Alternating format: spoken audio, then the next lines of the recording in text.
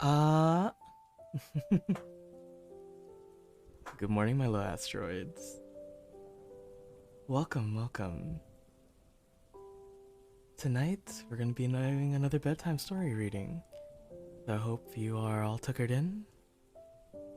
Your blankets are nice, soft, and warm.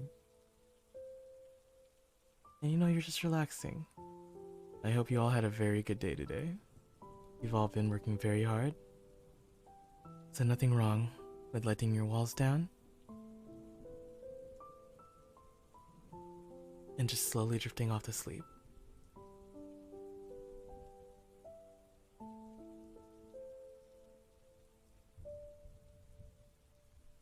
It's been very hot.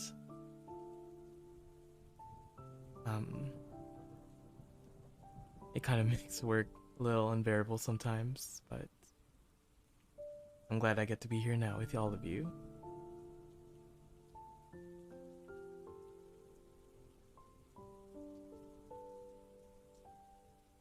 We have quite a few short stories lined up that I'll read first before we get into the main event of the night. And of course, you are more than willing, more than free, to submit anything right now as well. I'll read anything.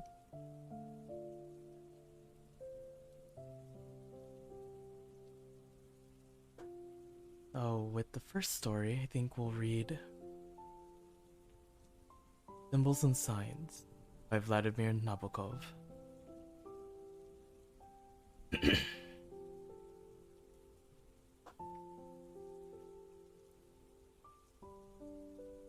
For the fourth time in as many years, they were confronted with the problem of what birthday present to take to a young man who was incurably deranged in his mind.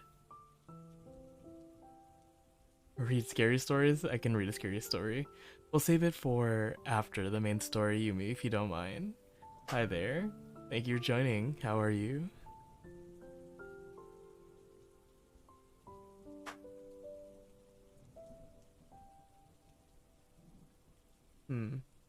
I think I have Sleepy Hollow somewhere if you want that story, or I can just pull up. Yeah, let's pull up one.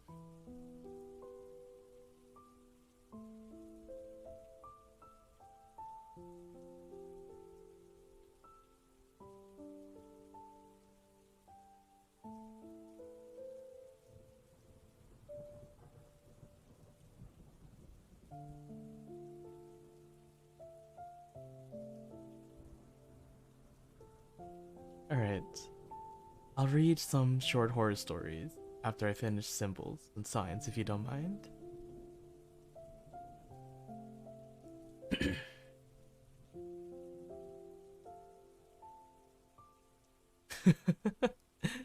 Alright. Where was I?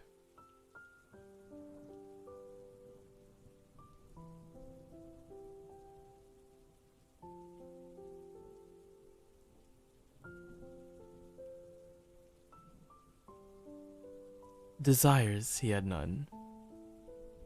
Man-made objects were to him either hives of evil, vibrant with a malignant activity that he alone could perceive, or gross comforts for which no use could be found in his abstract world. After eliminating a number of articles that might offend him or frighten him, anything in the gadget line, for instance, was taboo. His parents chose a dainty and innocent trifle, a basket with 10 different fruit jellies in 10 little jars. At the time of his birth, they had already been married for so long. A score of years had elapsed, and now they were quite old. Her drab, gray hair was pinned up carelessly. She wore cheap black dresses, unlike other women of her age, such as Mrs. Soul, their next-door neighbor, whose face was all pink and mauve with paint, and whose hat was a cluster of brookside flowers. She presented a naked white countenance to the fault-finding light of spring. Her husband, who in the old country had been a fairly successful businessman, was now, in New York, wholly dependent on his brother Isaac, a real American of almost 40 years standing. They seldom saw Isaac and had nicknamed him the Prince. That Friday, their son's birthday, everything went wrong. The subway train lost its life current between two stations, and for a quarter of an hour, they could hear nothing but the dutiful beating of their hearts and the rustling of newspapers. The bus they had to take next was late and kept them waiting a long time on a street corner. And when it did come, it was crammed with garrulous high school children. It began to rain as they walked up the brown path leading to the sanitarium. There, they waited again, and instead of their boy shuffling into the room as he usually did, his poor face sullen, confused, ill-shaven and blotched with acne. A nurse they knew and did not care for appeared at last, and brightly explained that he had again attempted to take his life. He was all right, she said, but a visit from his parents might disturb him.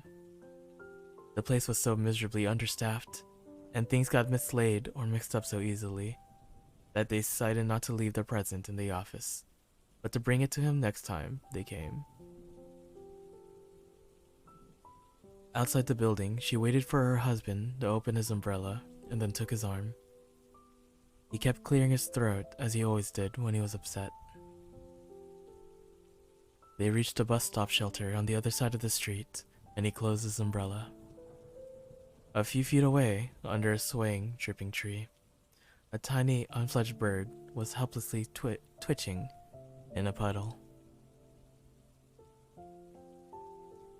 During the long ride to the subway station, she and her husband did not exchange a word, and every time she glanced at his old hand, clasped and twitching upon the handle of his umbrella, and saw their swollen veins and brown spotted skin, she felt the mounting pressure of tears. As she looked around, trying to hook her mind onto something, it gave her a kind of soft shook. A mixture of compassion and wonder, to notice that one of the passengers, a girl with dark hair and grubby red toenails, was weeping on the shoulder of an older woman. Whom did that woman resemble? Why, she resembled Rebecca Borisovna, whose daughter had married one of the Slovaks in Minsk years ago. The last time the boy had tried to do it, his method had been, in the doctor's words, a masterpiece of inventiveness.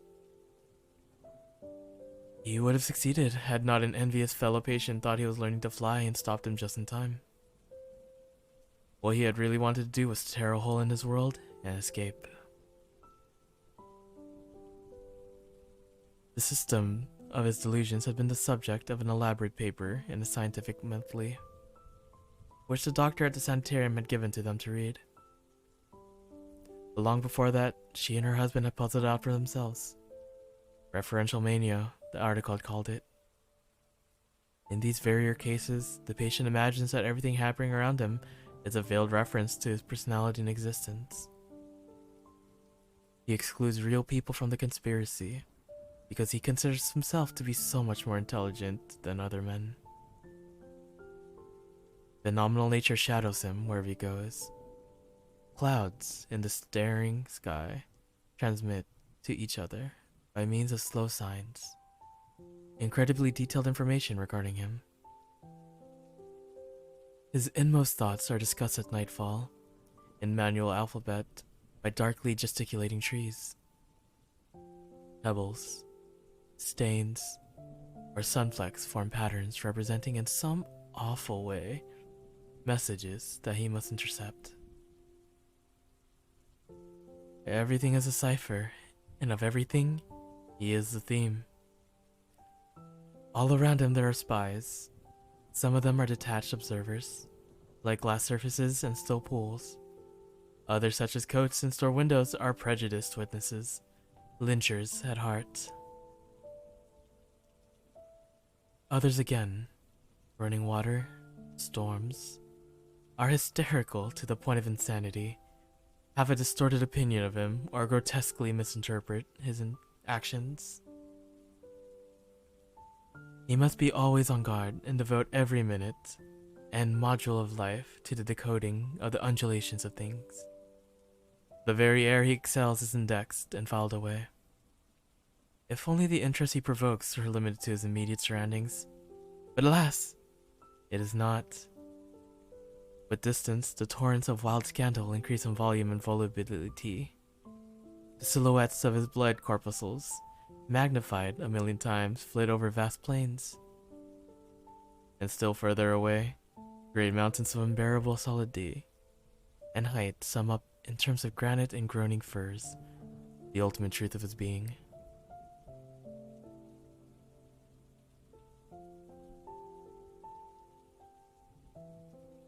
When they emerged from the thunder and foul air of the subway, the last dregs of the day were mixed with the street lights.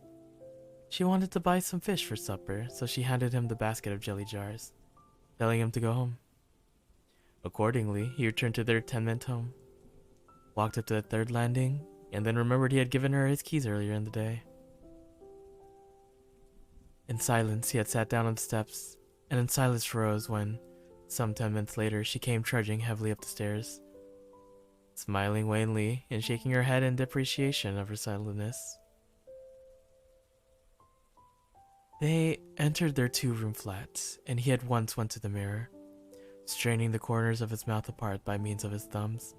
With a horrible, mask-like grimace, he removed his new, hopelessly uncomfortable dental plate.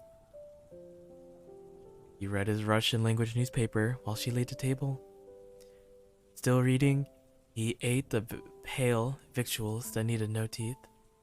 She knew his moods, and was also silent. When he had gone to bed, she remained in the living room with her pack of soiled playing cards and her old photography albums.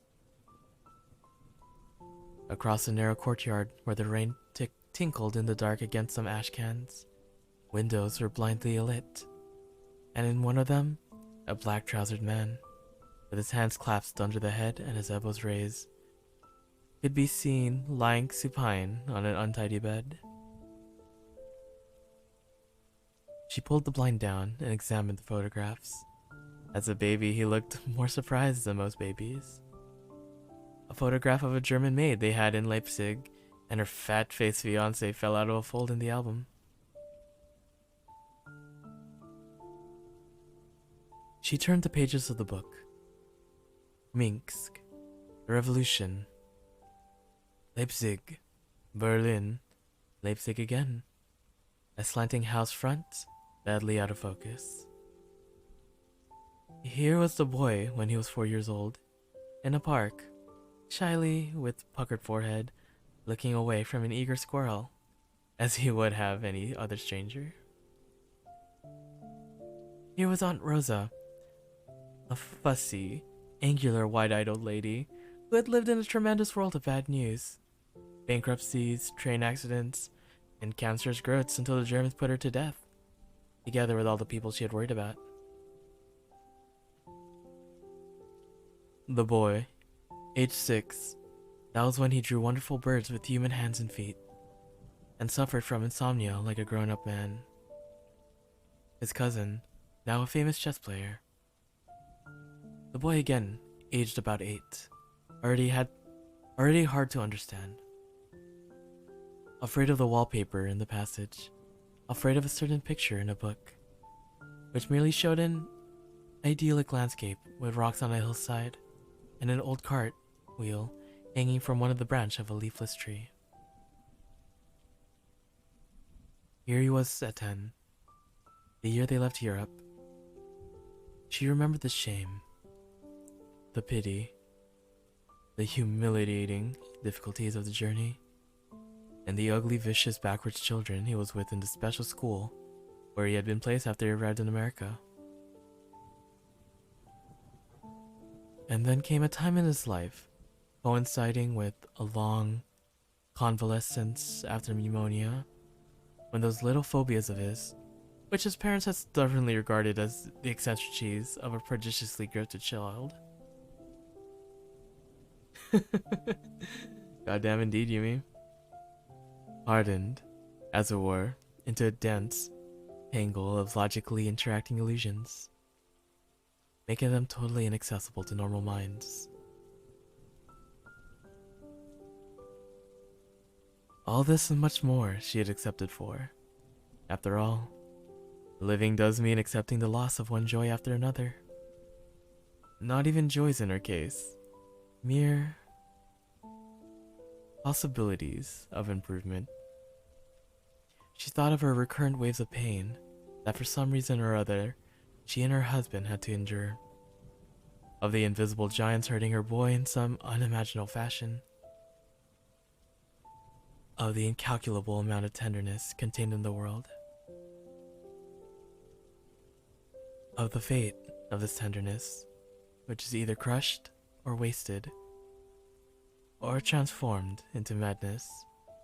Of neglected children humming to themselves in unsubbed corners. Of beautiful weeds that cannot hide from the farmer. Kyo, thank you. Hi, welcome. I'm glad you can make it. I'm reading I'm currently reading a short story, Symbols in Science by Vladimir Nabokov. And then after this, I'll read one last short story, and then we can get onto our main event, which is Peter Pan.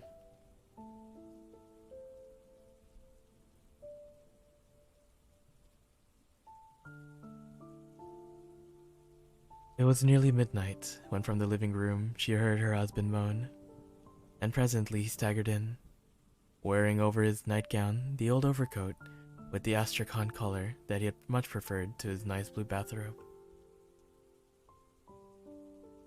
"I can't sleep," he cried. "Why can't you sleep?" she asked. "You were so tired." I'm glad you're here too.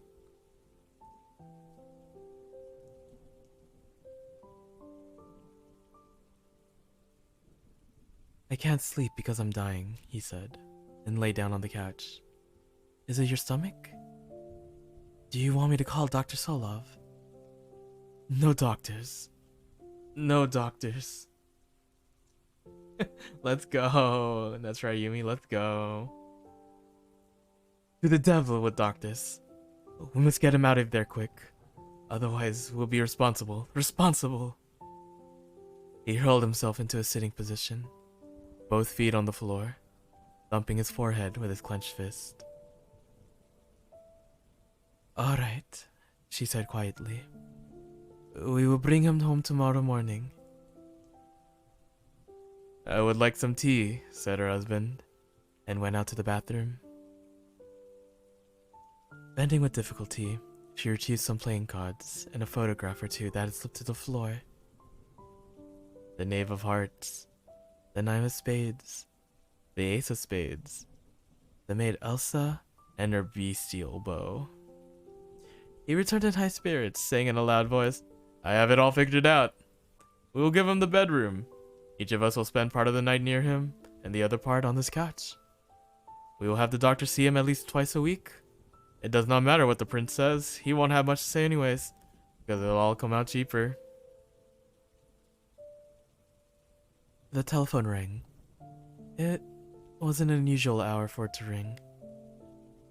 He stood in the middle of the room, groping with his foot for one slipper that had come off, and childishly, toothlessly gaped at his wife. Darian Lockett, thank you for the follow. I hope you're enjoying this short story. Since she knew more English than he, she always attended to the calls. "Can I speak to Charlie?" a girl's dull little voice said to her now. "Oh, what number do you want?" "No, you have the wrong number." She put the receiver down gently, and her hand went to her heart. "It frightened me," she said. He smiled a quick smile and immediately resumed his excited monologue. They would fetch him as soon as it was day. For his own protection, they would keep all the knives in a locked drawer.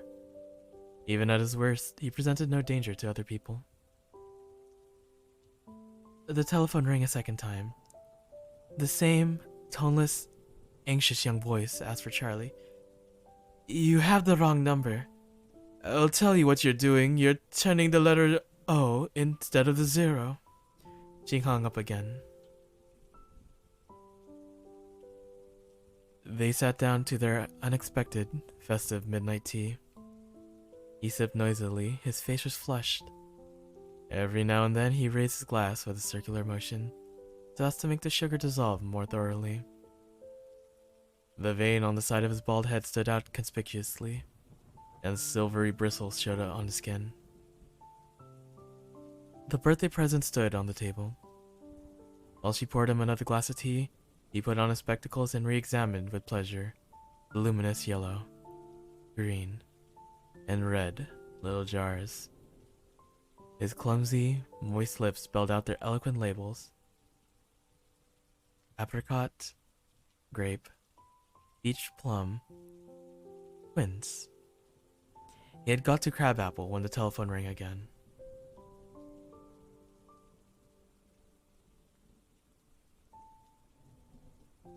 And that's the end of the short story. That was Symbols and Signs by Vladimir Nabokov. What did you all think? It's... I love your voice. Thank you, thank you.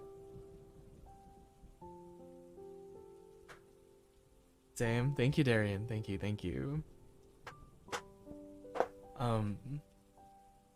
As so soothing. Oh, thank you.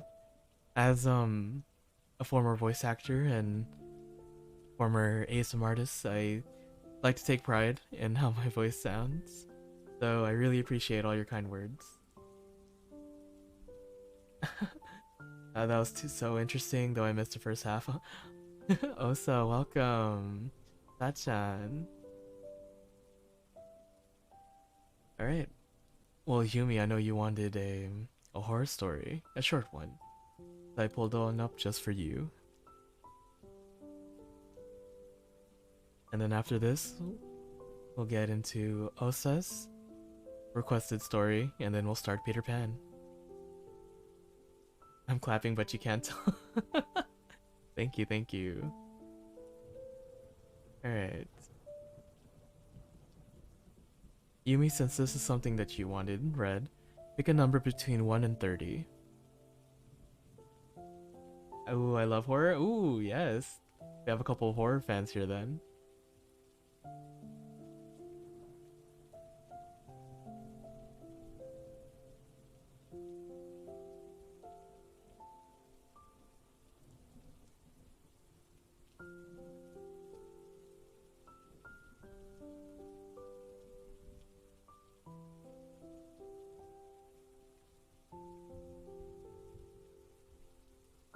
Or just anyone. Anyone can pick a number between 1 and 30.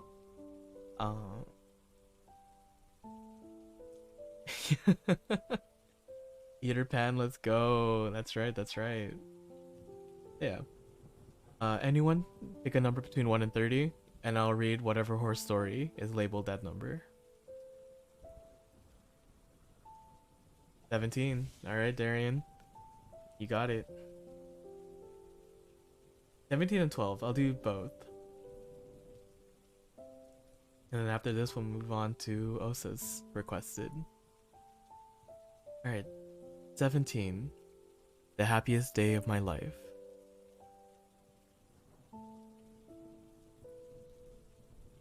I watched as my soon-to-be father-in-law's...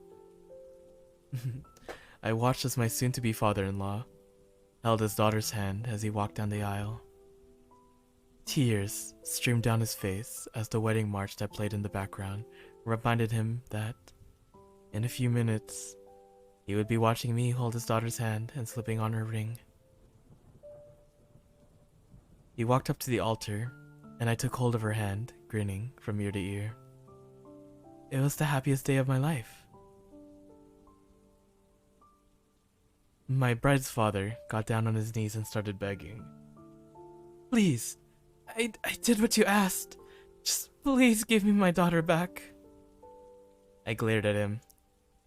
Shut up. Stop ruining the moment. If you sit back down and enjoy the ceremony, maybe I'll tell you where I've hidden the rest of her body.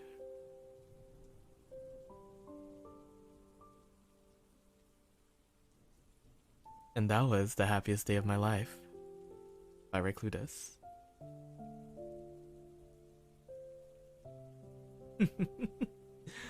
Honestly, that took a turn I wasn't expecting.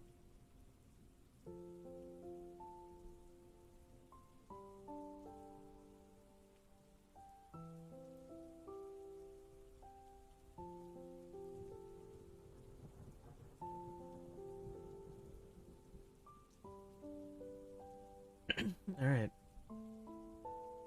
Moving on from 17, we have Yumi's 12. What? No, right, Yumi? That's crazy. Poor father. It's a very short story.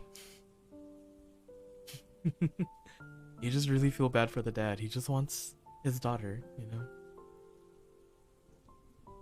know? Excuse me.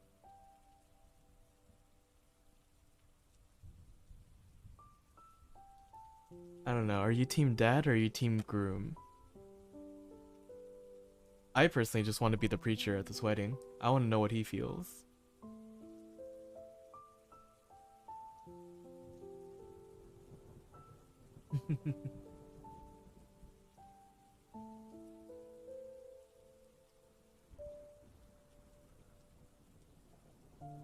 Oh, excuse me. Oh. Saranthiho, thank you very much for the follow. Welcome, welcome.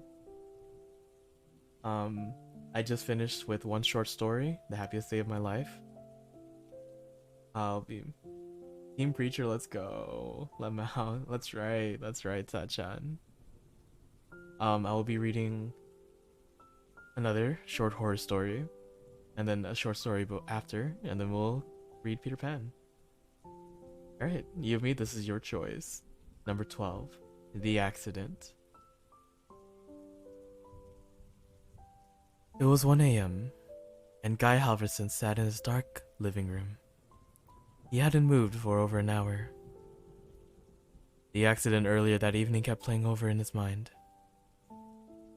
The light turned red, but he was in a hurry and accelerated. An orange blur came from his right, and in a split second, there was a violent jolt. Then the bicyclist rolled across the hood and fell out of sight on the pavement. Horns blared angrily, and he panicked, stepping on the gas and screeching away from the chaos into the darkness. Shaken, and keeping an eye on his rearview mirror until he got home. Why did you run? You idiot! He'd never committed a crime before this, and punished himself by imagining years in jail. His career gone, his family gone, his future gone. Oh, why not just go to the police right now? You can afford a lawyer. Then someone tapped on the front door, and his world suddenly crumbled away beneath him. They found me. There was nothing he could do but answer it. Running would only make matters worse. His body trembling, he got up, went to the door and opened it. A police officer stood under the porch light. Mr. Halverson? Asked the grim officer. He let out a defeated sigh. Yes, let me... I'm terribly sorry, but I'm afraid I have some bad news. Your son's bike was struck by a hit-and-run driver this evening. He died at the scene. I'm very sorry for your loss.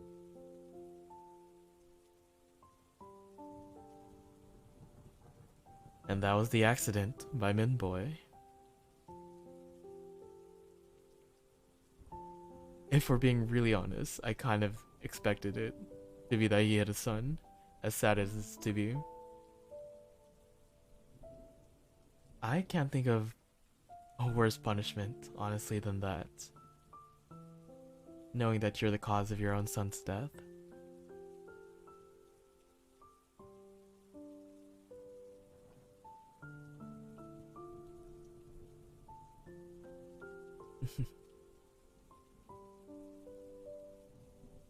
What did you guys think about that one?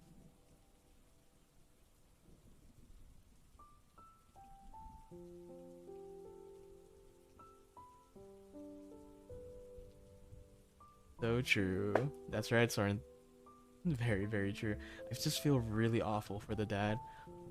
Um, the first short horror story, like, yikes, my bad, but in just this one, I really felt for the father in this one.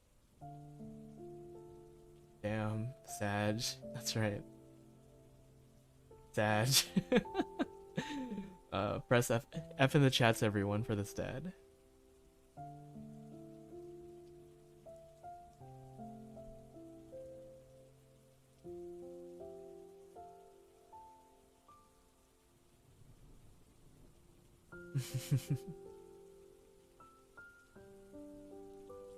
Well, let's hope the police doesn't arrest him for his son's murder.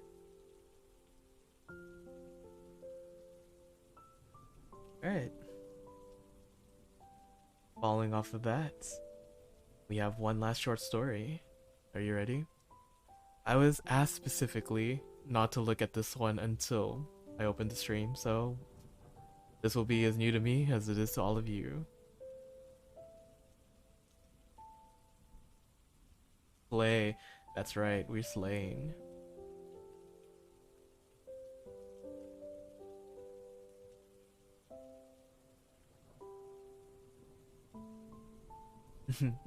Yeah,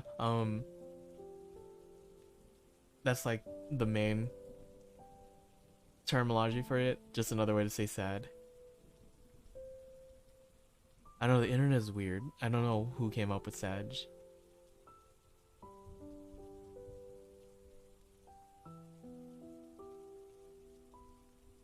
Alright. So, this story begins with a mom who visits her son for dinner. Her son happens to live with a girl as a roommate. During their meal, his mother couldn't help but notice how pretty her son's roommate was.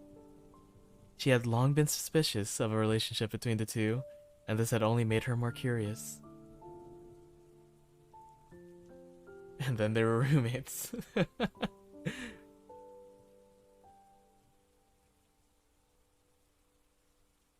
Over the course of the evening, while watching the two interact, she started to wonder if there was more between him and his roommate.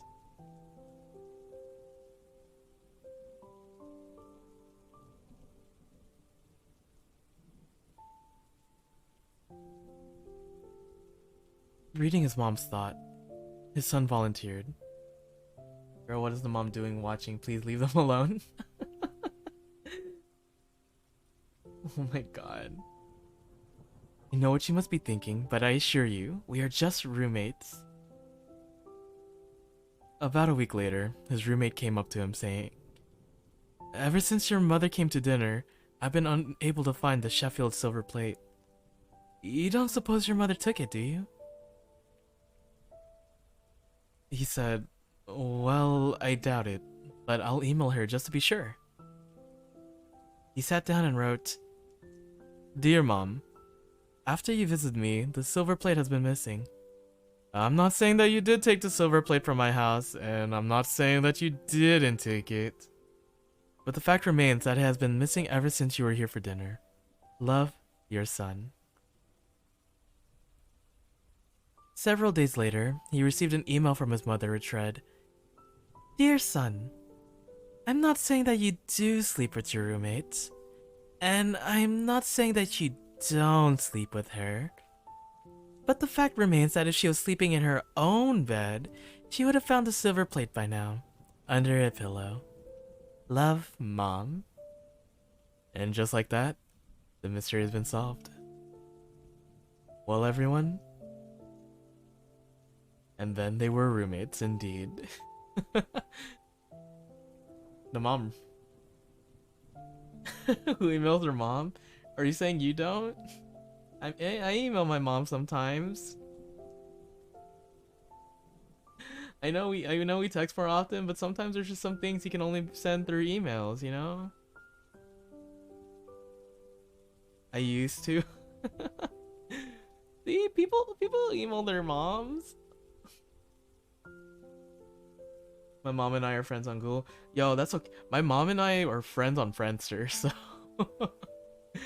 oh man.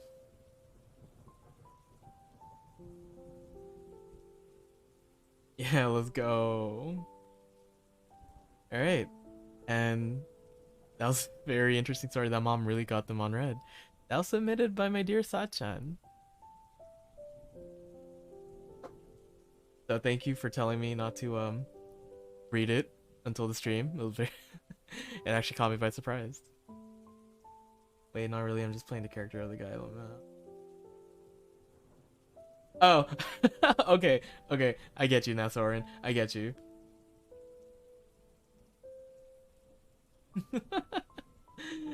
Okay, okay.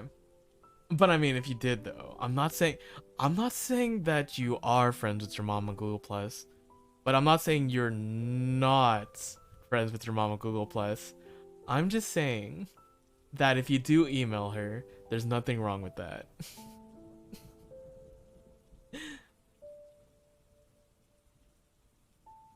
All right. Well, that being said, are y'all ready for some Peter Pan?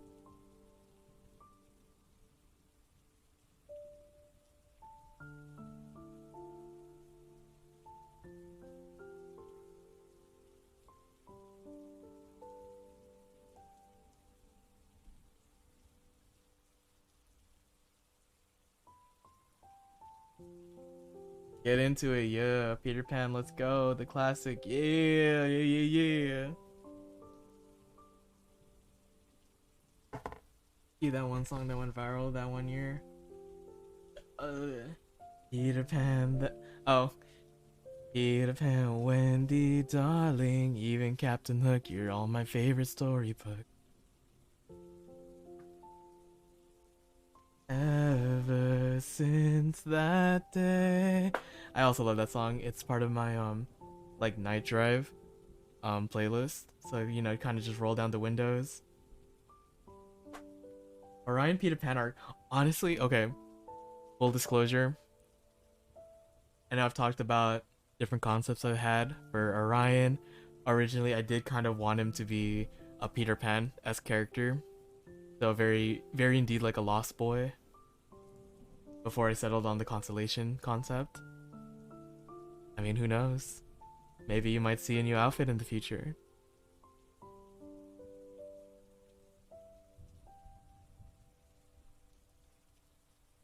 Thinking, thank you. I try. Funny how Peter Pan hasn't showed up since Orion came around. Ooh, hey, you know, right? A bit sus. I'm just saying, you know, Peter Pan's a very busy boy. Facts, sussy stuff. I'm not saying that I am Peter Pan, but I'm not saying that I'm not Peter Pan. How do you know his schedule? Ooh. Ooh. Sorry, Trixia. Hi, welcome. Thank you for follow. We're just actually about to get started with Peter Pan, so I'm glad you're here for it. But what it is, I think you're not. How do you know his schedule? Well, let me tell you. Oh, we're in like that, you know. Hi, welcome, welcome. So we just finished, yeah, we just finished up our short stories of the night, and then we're gonna get on with the main event. So I'm glad you could be here to join us. Alrighty, ready? Actually, let me change the music a little, something a little more whimsical, a little more. Let's see. Let's do this one. Something a little more outdoorsy. Heavy metal to Peter Pan? Yo, kinda down. Alrighty.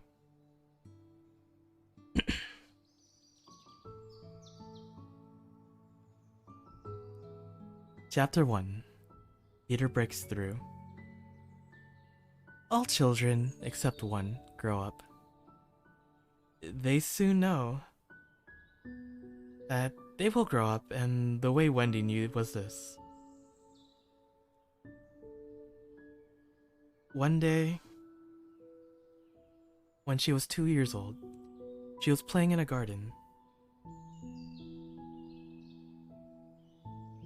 And she plucked another flower and ran with it to her mother. I suppose she must have looked rather delightful, for Mrs. Darling put her hand to her heart and cried, "Oh, why can't you remain like this forever?" This was all that passed between them on the subject. But it was then that Wendy knew she would certainly grow up. Of course, they lived at number 14, and until Wendy came, her mother was the only one for Mr. Darling. The arrival of baby Wendy was such a happy event that John and Michael soon followed. Mr. and Mrs. Darling were pleased as punch with their little family. Mrs. Darling loved to have everything just right, so of course they had a nurse.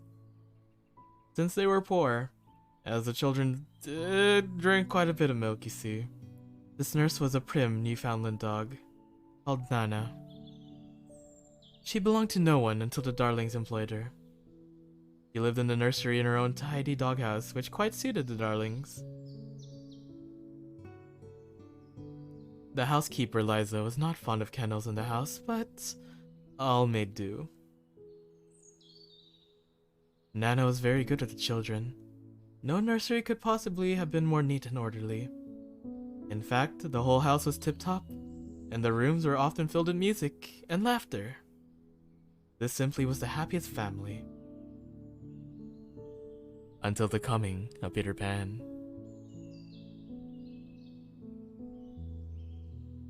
Mrs. Darling first heard of Peter when she was tidying up her children's dreams. All good mothers do this, of course. It is quite like tidying up drawers. T? I know. I see there's some Peter Pan kind of sussy. Mrs. Darling has some issues with Peter Pan, it looks like.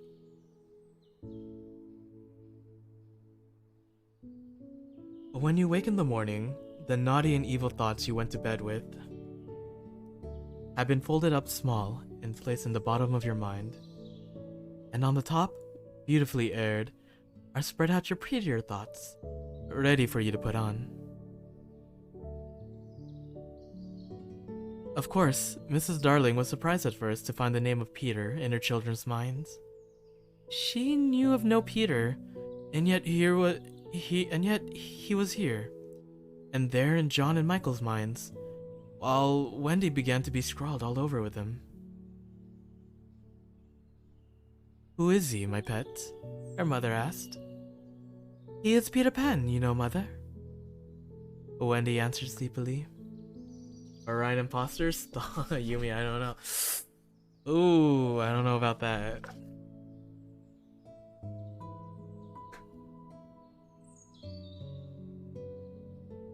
At first, Mrs. Darling did not know what to make of this Peter. But after thinking back into her own childhood, he vented, "I saw him." Darian, no. You saw nothing. No, exposed? No, I didn't vent. I promise. I promise. I was just doing task. No, he's lying.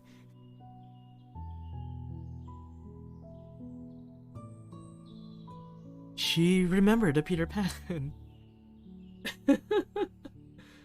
Was on cams, can't confirm. Oh, there's no cameras in that room. They're lying. They're all lying. They're all against me. That's him. No.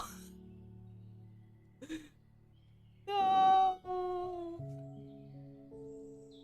She remembered a Peter Pan who was said to live with the fairies. Sus.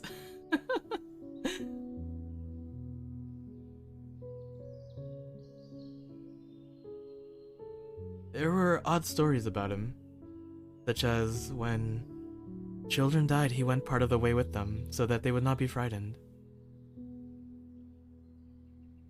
She had believed in him at the time, but now she was grown up, and she quite doubted whether there was any such person.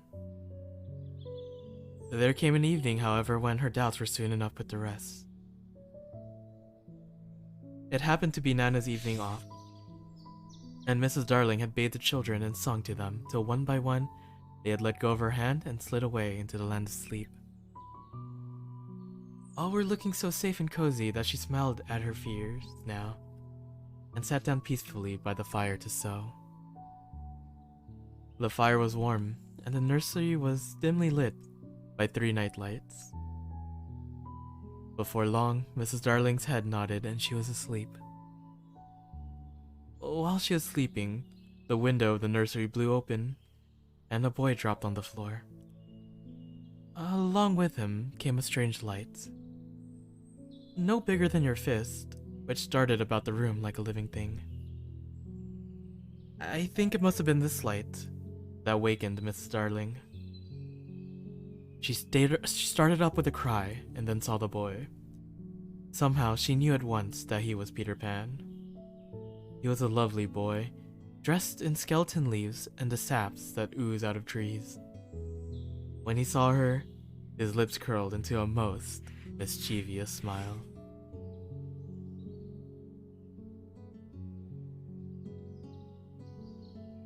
Chapter 2: The Shadow. Mrs. Darling screamed, and Nana burst through the door. Nana growled and sprang at the boy, who leapt lightly out the window. Quickly, Mrs. Darling ran down the street to look for his little body, but it was not there. She looked up, but in the black night she could see nothing except what she thought was a shooting star. She returned to the nursery and found Nana with something in her mouth, which turned out to be the boy's shadow. When the boy had left, Nana had closed the window quickly, too late to catch him. But his shadow had no time to get out. Slam! Went the window and snapped it off.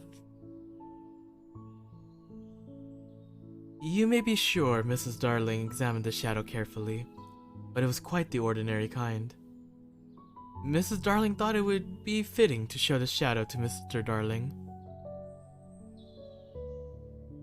She rolled the shadow up and put it away carefully in a jar, until she had a moment to tell him of the strange visitor. The very next Friday evening, the Darlings were rushed about getting ready for dinner. Down the street at number 27. The children were playing noisily in their nursery and Nana was barking, trying to quiet them. Lisa, who did not approve of a dog in the nursery, became quite unnerved with all the noise.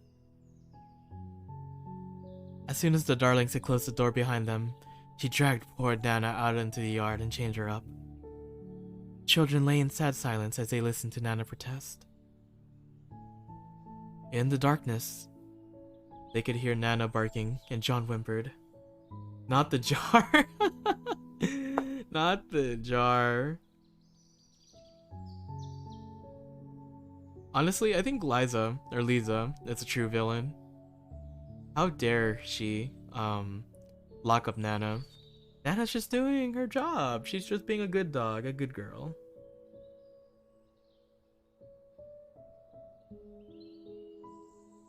In the darkness, they could hear Nana barking, and John whimpered.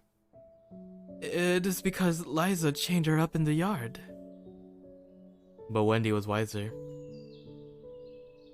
That is not Nana's unhappy bark, she said. That is her bark when she smells danger. Are you sure, Wendy? Michael asked fearfully. Oh, yes. Excuse me. Even Michael knew that Nana was bothered, he asked. Can anything harm us, Wendy, after the nightlights are lit? Nothing, she said. They are the eyes a mother leaves behind her to guide her children. The house at number 27 was only a few yards distant, but there had been a slight fall of snow, so Father and Mother Darling walked carefully, so as to not soil their shoes. They were already the only persons in the street, and all the stars were watching them. The stars were not really friendly to Peter, who often snuck up behind them and tried to blow them out. The stars loved to have fun, and they were on his side tonight, and anxious to get the grown-ups out of the way. So as soon as the door of number 27 closed behind Mr. and Mrs. Darling, the smallest of all stars in the Milky Way screamed out, "No, Peter!"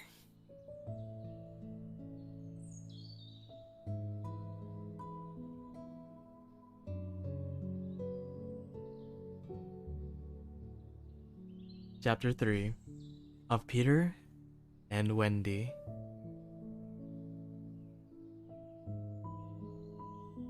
For a moment after Mr. and Mrs. Darling left the house, the nightlights by the beds of the three children continued to burn clearly.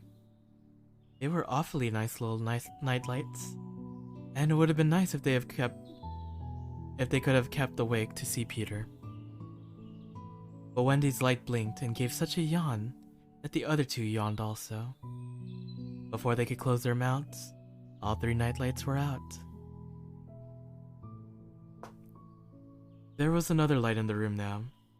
This little light was 1,000 times brighter than the night lights. It moved very quickly. In no time at all, it had been in all the drawers in the nursery. The nightlight was looking for Peter's shadow. It shuffled through the wardrobe and turned every pocket inside out.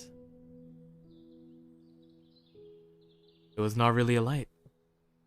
It was bright from flashing about so quickly. When it came to rest for a second, you saw it was a fairy. No bigger than your hand. It was a girl called Tinkerbell. A beautiful fairy girl who wore a gown made of a single leaf.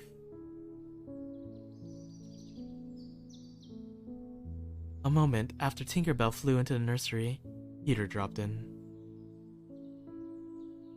He had carried Tinkerbell part of the way, and his hand was still messy with the fairy dust. "Tinkerbell," he called softly. "Tink, where are you?" She was in a jug for the moment, and liking it quite a bit. She had never been in a jug before. Oh my god, guys. Tinkerbell put herself in the jar. No! No!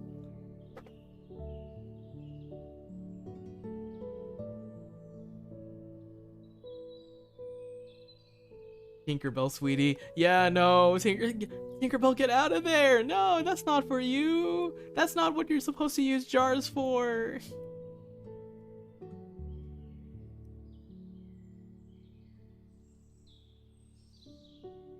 Oh, do come out of that jug. And tell me, do you know where they put my shadow? The loveliest tinkle, like golden bells, answered him. It is the fairy language.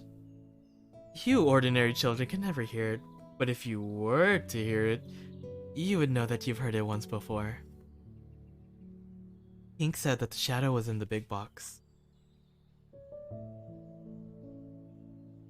She meant the chest of drawers, and Peter jumped at the drawers. He pulled them open with both hands and threw the clothes onto the floor. In a moment, he had found his shadow and quickly shut the door. But wait! He was so excited that he shut Tinkerbell up inside. Peter thought that he and his shadow would join again like drops of water. Surely he would only need to place a shadow near him and they would stick together like glue. But this did not work. No matter how hard he tried, he could not make his shadow stick. He even tried to stick it on with soap from the bathroom, but that did no good. An ache began in Peter's stomach, and he sat on the floor and cried. Same, Peter. I'd also cry if my shadow just detached from me.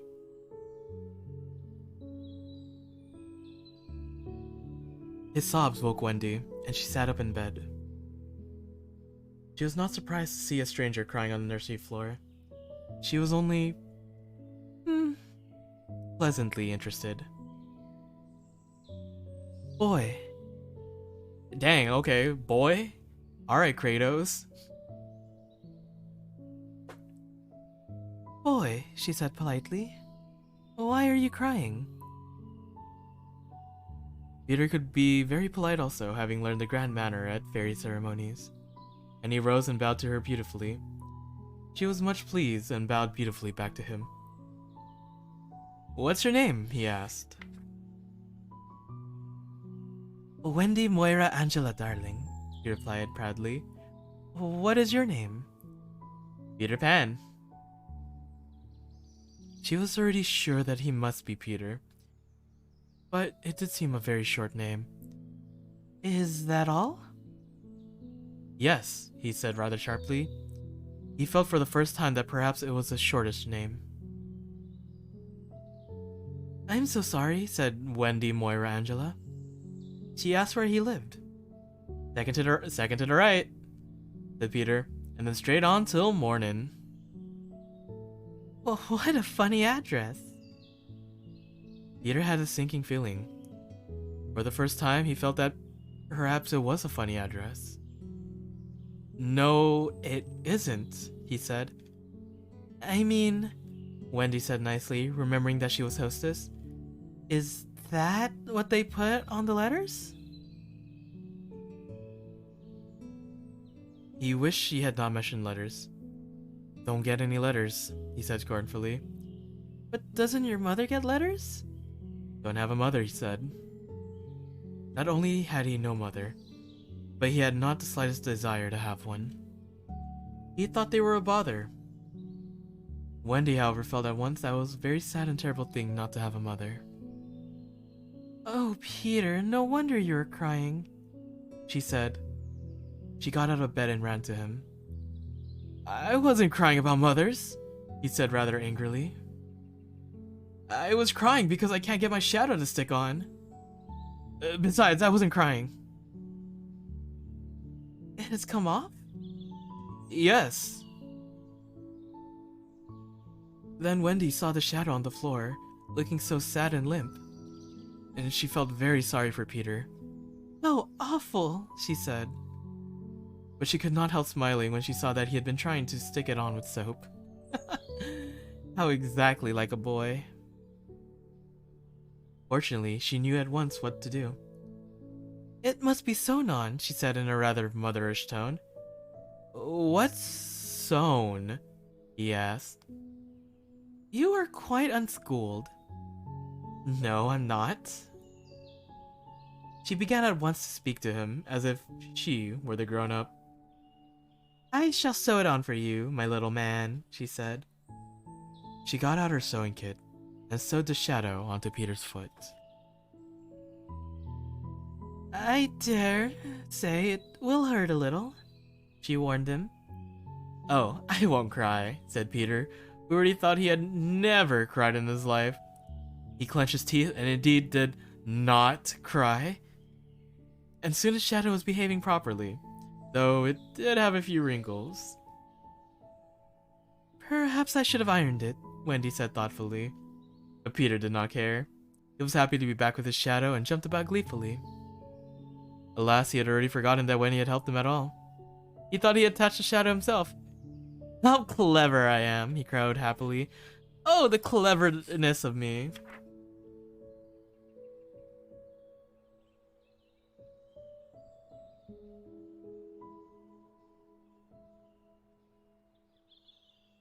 Chapter 4 of Kisses and Fairies. Wendy was so shocked at Peter's crowing. "You are so stuck up," she sneered. "Of course you think I did nothing." "You did a little," Peter said carelessly, and continued to dance. "A little?" she scoffed. "If I am no use, I can at least withdraw." And she sprang in the most grand way into bed and covered her face with the blankets. Yo, Peter kind of rude. Not gonna lie. Peter Pan kind of a dick. I don't remember him being like this.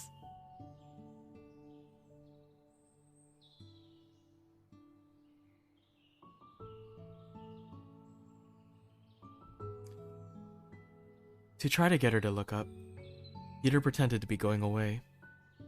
When this did not work, he sat on the edge of the bed and tapped her gently with his foot. No, don't play footsies with her. You don't know her. Peter, come on.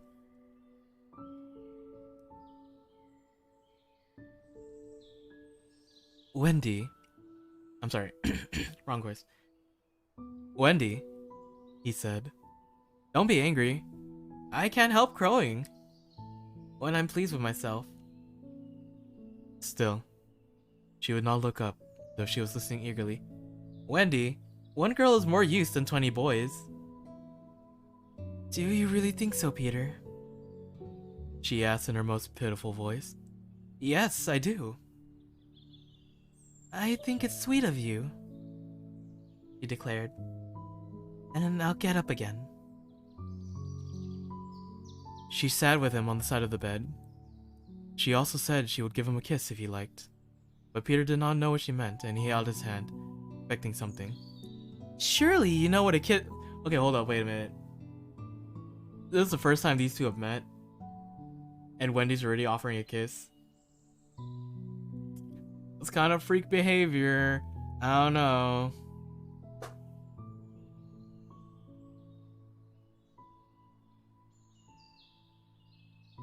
She's wilding out here. But good for her. Wendy, a freak for real. No, bro, for real, y'all. Like, okay, but okay, I'm gonna take pause right here, just a little bit. Her brothers are in the same room, and she's trying to mac it up with a boy. Like, for real. Like, she don't care. Wendy down bad.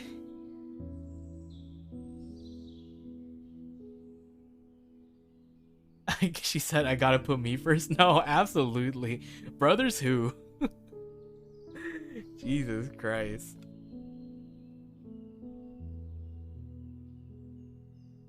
"Surely you know what a kiss is?" she asked, astonished. I shall know when you give it to me," he replied curtly.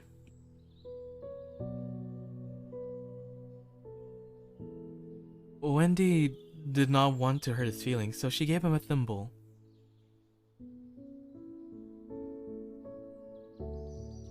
Now, said he, "shall I give you a kiss?" Wendy replied with a slight primness, "If you please." She turned her face towards him, but he merely dropped an acorn button into her hand. She... Not if you please, not if you please, she wants it bad, no. She wants it bad. She slowly returned her face to where it had been before, and said nicely that she would wear his kiss on the chain around her neck. It was lucky that she did put on that chain, for later it would save her life. Wendy wondered how old Peter might be, and she asked him his age. "I don't know," he answered uneasily. "But I am quite young. You see, I ran away the day I was born. It was because I heard father and mother talking about what I was to be when I became a man." He was very upset now. "I don't ever want to be a man," he said. "I want always to be a little boy and to have fun. So I ran away to Kensington Gardens and lived a long time among the fairies." Not this. Get out of there. Wendy, he's too old for you. Please. He's a cradle robber at this point.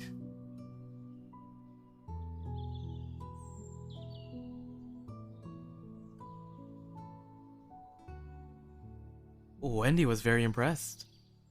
Peter thought it was because she had run away, but it was really because he knew fairies. Wendy had lived at home all her life and had not been many places. He thought it would be lovely to know a fairy. He began asking Peter loads of questions about them. Peter was surprised at this, for fairies were always getting in his way, and so on. Indeed, he sometimes had to give them a rap on the head. Still, he liked them on the whole, and he told her about the beginning of fairies. You see, Wendy, when the first baby laughed for the first time, its laugh broke into 1,000 pieces, and they all went skipping about, and that was the beginning of fairies. Peter was bored of talking of fairies, but Wendy, being at a stay-at-home, liked it. And so, he went on sweetly, there ought to be one fairy for every boy and girl. Ought to be? Isn't there? No, you see, children know such a lot now, they soon don't believe in fairies. Every time a child says, I don't believe in fairies, there's a fairy somewhere that falls down and dies. Not their Cosmo and Wanda tease. No, honestly, yeah.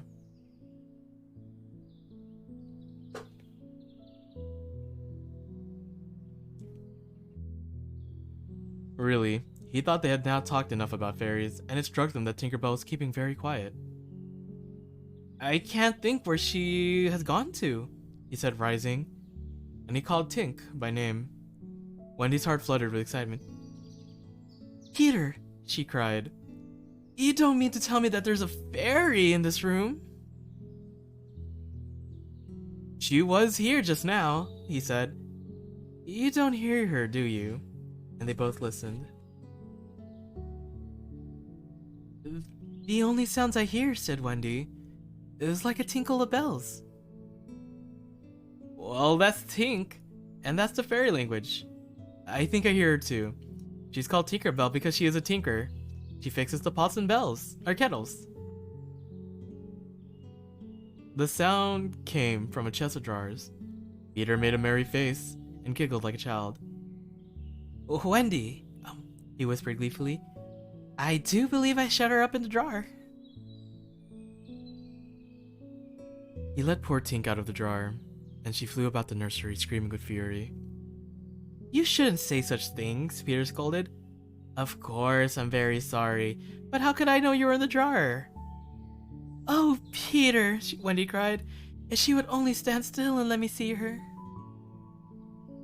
They hardly ever stand still, he said, but for one moment, Wendy saw the little figure come to rest on the cuckoo clock. Oh, the lovely, she cried, though Tink's face was still very angry. Tink, said Peter kindly, this lady says she wishes you were her fairy. Tinkerbell answered rudely. What does she say, Peter? He had to translate. She is not very polite. She says you are a great ugly girl, and this she is, my fairy. Peter looked sternly at the fairy. You have bad manners, Tink. To this, Tinkerbell replied, You silly nincompoop. And she disappeared into the bathroom. She is quite a rude fairy, Peter explained. Chapter 5. Come away, come away. How's everyone doing? Everyone enjoying the story so far?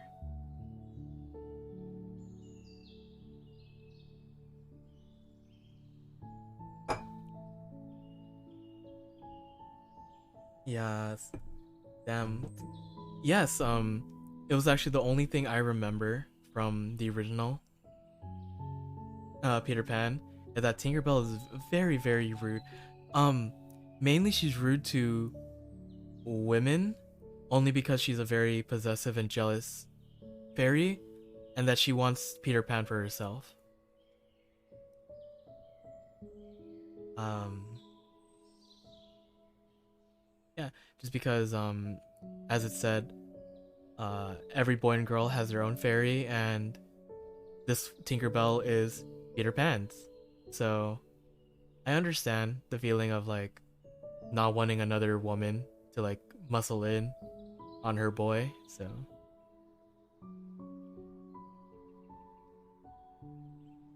mm-mm.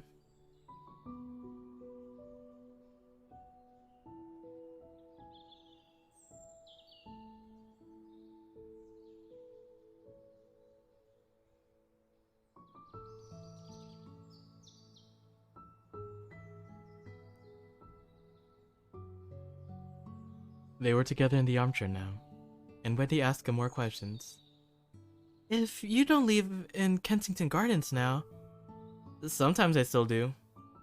But where do you live mostly now? With the Lost Boys. Who are they? They are children who fall out of the carriages in the park when the nurse is not looking. If they're not clammed in 7 days, they're sent far away to the Neverland. I'm Captain. What fun it must be. Wendy then asked Peter why he came to the window in the first place. He told her it was to hear the stories Mrs. Darling told. You see, none of the Lost Boys knew any stories. Oh, Wendy, your mother was telling you such a lovely story. A story about the prince who couldn't find the lady who wore the glass slipper? Peter, said Wendy excitedly. I was Cinderella, and you found her and they lived happily ever after. Peter was so glad that he jumped up and hurried to the window. Where are you going? She cried. To tell the Lost Boys. Oh, go, Peter, she pleaded. I know such a lot of stories.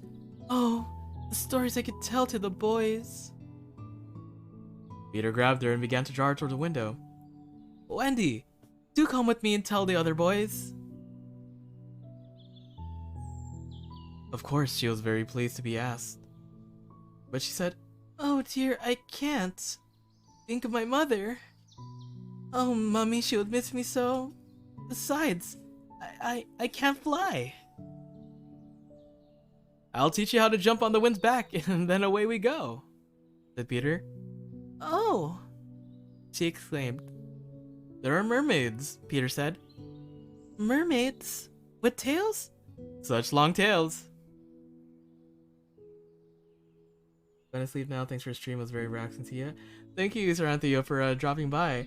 Good night. Have a good sleep. Have some sweet dreams. I'm glad you thought it was relaxing. Please always feel free to drop by again whenever I'm having one of these streams. Bye now.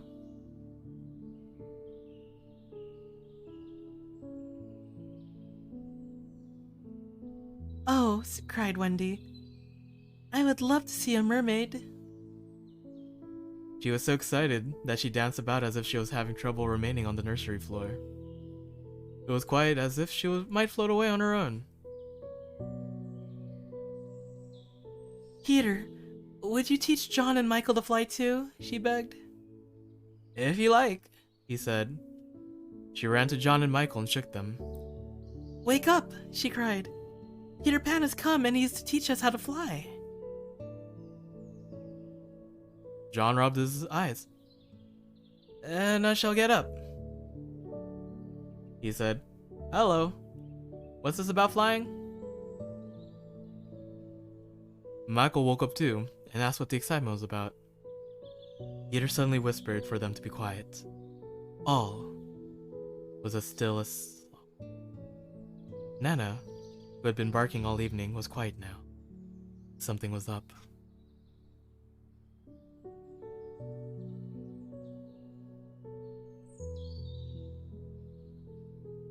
Out with the light! Hide, quick! Cried John. And so, when Liza entered, holding Nana, the nursery seemed quite its old self. Very dark and very quiet. Liza was in a bad temper. There, you silly dog, he said. They are perfectly safe, aren't they? Every one of the little angels is sound asleep in bed. Listen to their gentle breathing. Indeed, the three angels were really standing behind their window curtains. Michael breathed so loudly that they were nearly found out. Nana knew that kind of breathing, and she tried to drag herself out of Liza's arms. "No more of it, Nana," Liza said sternly, pulling her out of the room. "I warn you, if you bark again, I shall go straight for Master and Mrs. and bring them home from the party, and then, oh, won't Master punish you." She tied the unhappy dog up again outside. But do you think Nana stopped barking? "Bring Master and Mrs. home from the party. Why, that was just what Nana wanted." Do you think she cared whether she was punished so long as the children were saved? She barked even louder. Eliza paid no attention. Nana, seeing that no help would come, strained at the chain until at last she broke it. "Dang, let's go, Nana." In another moment, Nana had burst into the dining room of number 27 and flung up her paws. Mr. and Mrs. Darling knew at once that something terrible was happening in their nursery. Without a goodbye to their hostess, they rushed into the street. But it had been 10 minutes now since 3 naughty children had been breathing behind the curtains, and Peter Pan can do a great deal in 10 minutes. We now return to the nursery. "It's alright," John announced, coming out of his hiding place. "I say, Peter, can you really fly?" Instead of troubling to answer him, Peter flew around the room, performing cartwheels in midair. "How topping," said John and Michael. "How sweet," cried Wendy. "Yes, I'm sweet. Oh, I'm sweet," said Peter, forgetting his manners again.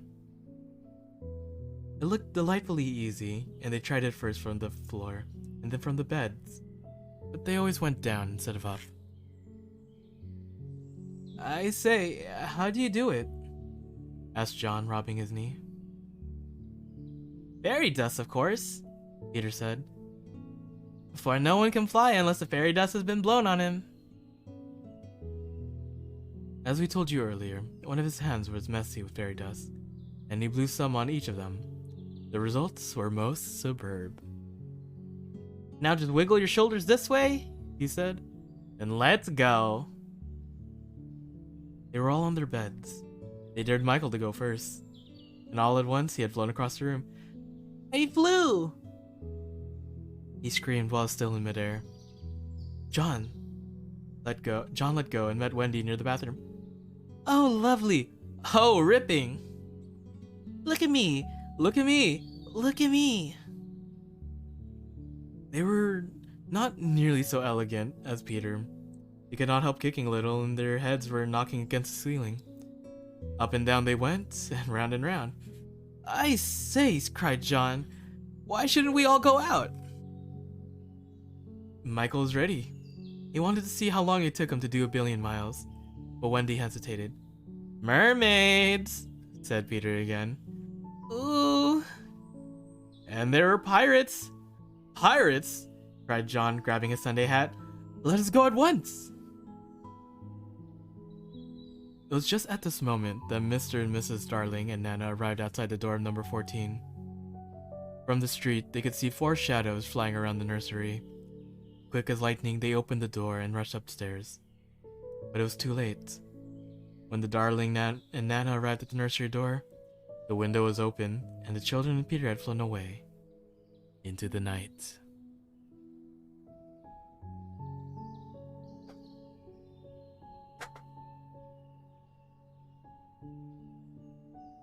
Oh yeah. Unfortunate for Nana, dude. Nana's doing her best. Nana deserves like an extra bone. Or like some steak for dinner.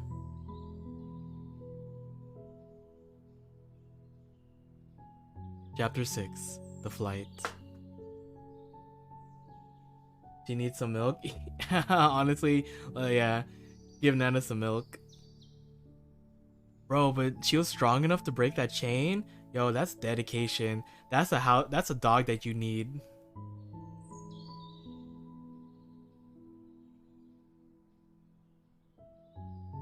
Chapter 6. The Flight. For real. second to the right, and straight on till morning. That, Peter had told Wendy, was the way to Neverland. But even birds could not have found it with these instructions. Peter, you see, just said anything that came into his head. At first, they all had a smashing good time, flying in great circles in the air. John and Michael raced, Michael getting a head start. They told one another they were superb flyers, even though they only learned to fly a short while ago.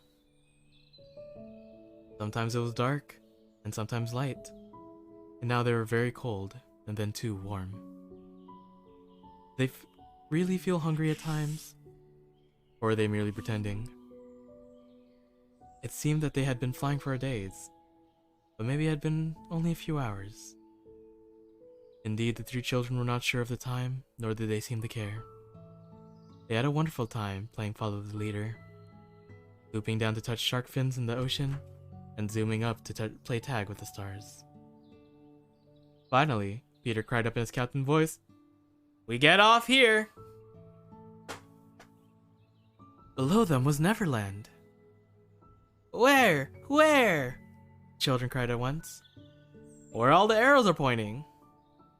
Indeed, a million golden arrows were pointing out to the children, all directed by their friend the sun, who wanted them to be sure of their way before leaving them for the night. Wendy and John and Michael stood on tiptoe in the air to get their first sight of the island. Strange to say, they all recognized it at once. "John, there's the lagoon," said Wendy. "Wendy, look at the turtles burying their eggs in the sand." "I say, John, I see the smoke of the Indian camp." "Where? Show me, and I'll tell you by the way the smoke curls if they're on the warpath." "There, just across the mysterious river." "I see now. Yes, they're on their warpath right enough."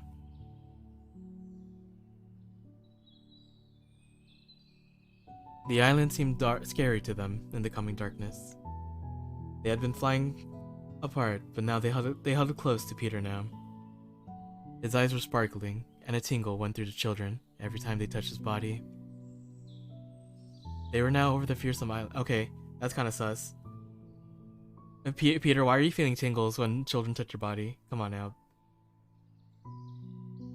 That's kind of sussy of you, my guy.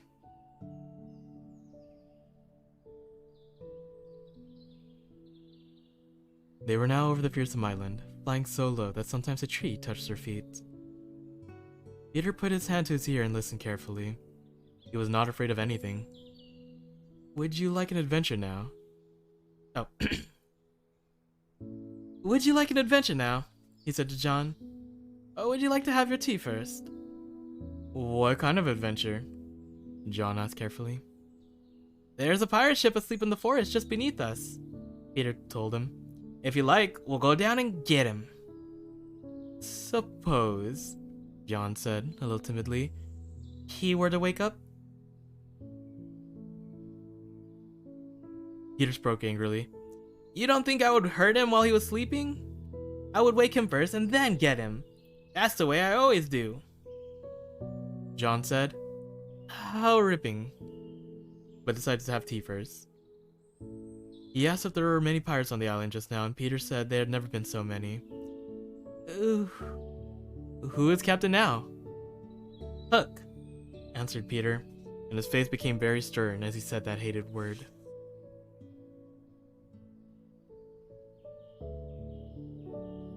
"James Hook?" "Aye." Then indeed, Michael began to cry, and even John could speak in gulps, for they knew that Hook was evil.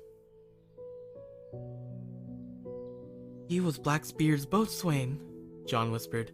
"He's the worst of them all." "That's him," said Peter. "What's he like? Is he big?" "He's not as big as he was." "How do you mean?" "I cut off a bit of him," Peter bragged. "But I say, what bit?" John asked. "His right hand." "Then he can't fight now?" "Oh, can't he just! He has an iron hook instead of a right hand, and he claws with it." "Claws?" "I say, John, said Peter. Yes? Say aye aye, sir. Aye aye, sir. There is one thing, Peter continued, that every boy who serves under me has to promise, and so must you. John grew pale. It is this. If we meet Hook in open fight, you must leave him to me. I promise, John said with relief. Tinkerbell was flying about in quick circles, which lit their face nicely. Tink tells me, said Peter, that the pirates sighted us before the darkness came and got Long Tom out. The big gun? Yes, and of course they must see Tink's light. If they guess we are near it, they're sure to fire the cannons at us. Tell her to go away at once, Peter, the three children cried at once. But he would not. She thinks we have lost the way, he replied, and she is frightened. You don't think I would send her away all by herself when she was frightened? For a moment the circle of light was broken, and something gave Peter a loving little pinch. Then tell her, Wendy begged, to put out her light. She can't put it out. That is about the only thing fairies can't do. It just goes out by itself when she falls asleep, same as the stars. Then tell her to sleep at once, John almost ordered. She can't sleep except when she's sleepy. It is the only other thing fairies can't do. Seems to me, growled John, these are the only two things worth doing. Here, he got a pinch, but not a loving one. If only one of us had a pocket, Peter said. We could carry her in it. However, they had set off in such a hurry that there was not a pocket between the four of them. Peter had an idea. John's hat. Tink agreed to travel by hat if it was carried in the hand. Wendy took the hat, and this, as we shall see, led to mischief, for Tinkerbell had hoped to be carried by Peter, and she was already quite jealous of Wendy. In the black top hat, her light was completely hidden, and they flew on in silence. It was still a silence they could have ever known. If only something would make a sound! As if to answer to his request, the most tremendous crash she had ever heard filled the air. The pirates had fired Long Tom at them. The roar of this great cannon echoed through the mountains. All of the children were scattered in the air by the blast. When everything was quiet again, they called to one another. Are you shot? John whispered in a shaky voice. I haven't checked yet, Michael whispered back.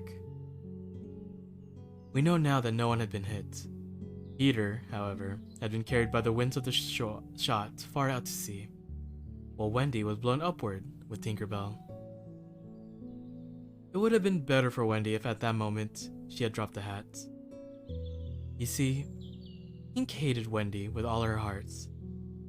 She was jealous because Peter liked Wendy so much and brought the silly girl to Neverland to join the adventures. The naughty fairy began to lead Wendy away from the others into the darkness. She began to speak to Wendy and dart about her head. What she said in her lovely tinkle, Wendy could not understand. I believe some of it was bad words, but it sounded kind. She flew back and forward, plainly meaning, follow me, and all will be well. What else could poor Wendy do?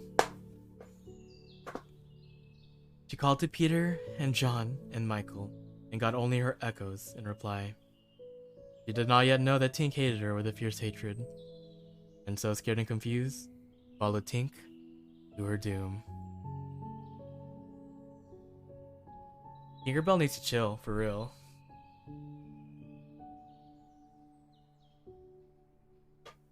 Like, bruh, come on now.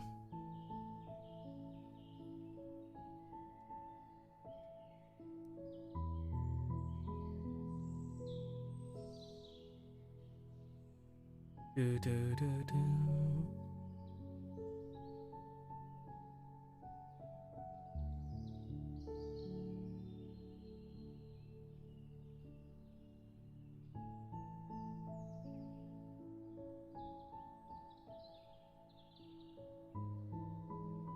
Chapter 7. The Island Come True. Feeling that Peter was on his way back, the Neverland had again woken to life. The Lost Boys were out looking for Peter. The pirates were out looking for the Lost Boys. The Indians were out looking for the pirates. And the beasts were out looking for the Indian. They were going round and round the island, but they did not meet because all were going at the same time.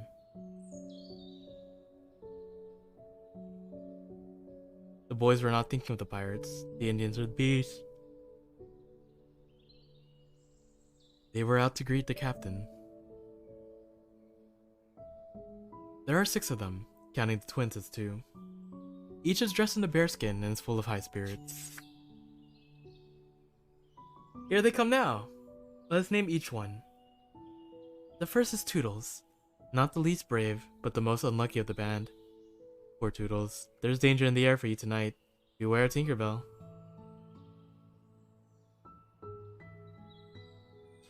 Next comes Nibs, the joyful and carefree. He is followed by Slightly, who cuts whistles of the tree and dances with delight to his own tunes. Curly is 4th. He is a pickle and so often in trouble.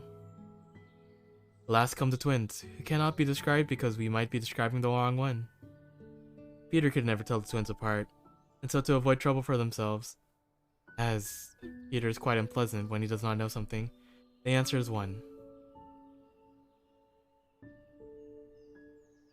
The boys disappear in the gloom, but in a short while we hear voices. It must be the pirates looking for the Lost Boys.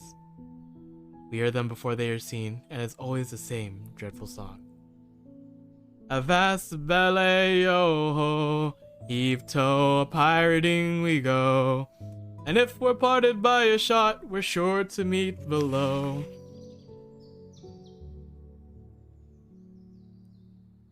A more mean-looking gang never existed. Here's Keko, with his great strong arms. Now comes Bill Jukes, who wears 100 tattoos. Cookson, Gentleman Starkey, and Stylites come next, singing and growling into the darkness. The Irish boatswain Smee and the laughing Alf Mason are sharing a pipe and looking behind every tree for the Lost Boys. Let us not forget Noodler, whose hands were fixed on backwards and who is as mean as any of the band. In the middle of them, the blackest and largest of the group, is James Hook. He was seated in a chariot drawn by his men. Instead of a right hand, he had on the iron hook. In person, he was a ghostly white, and an evil air hung about him like a mist. His hair was dressed in long, thick curls, which, at a distance, looked like black snakes that wriggled around his handsome face. His eyes were a dancing blue, and had a certain sadness, except when he was plunging his hook into you. And then, 2 red spots appeared in his eyes that lit up horribly. Something of the grand charm still clung to him, so that he even fought with a fanciful air. A man of great courage, but said that only thing he drew back from was the sight of his own blood, which was thick and of an unusual color. In fashion, he always chose the clothing of a duke or lord, with great neckerchiefs of snow-white lace and velvet overcoats, which in his mouth he had a holder of his own invention, which enabled him to smoke 2 cigars at once. But the grimmest and most terrifying part of him was his iron claw.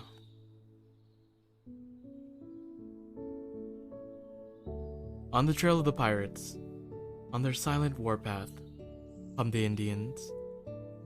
They carry tomahawks and knives, and their bodies gleam with paint and oil, for these Indians are the Pickaninny tribe. In the midst of them is the brave great big little panther. Bringing up the rear, the place of greatest danger, comes Princess Tiger Lily, proudly walking tall. She is the most beautiful of all the Indian princesses, and a mighty warrior who would equal any brave. Observe how they pass over falling twigs without making the slightest noise. The Indians disappear like shadows, and soon their place is taken by the beast. Lions, tigers, bears, and the many small savage things that flee from them. When they have passed, there comes the last figure of all. A gigantic crocodile. We shall see just what it seeks very soon. The crocodile passes, but soon the boys appear again, and they fling themselves down on the grassy hill, close to their underground home. I too wish Peter would come back, every one of them said nervously. To pass the time and stay their fright, they talked to Cinderella, and Toodles was confident that his mother must have been very much like her. It was only when Peter was away that they could speak of mothers. Peter said that talk of mothers was silly, and would not allow it.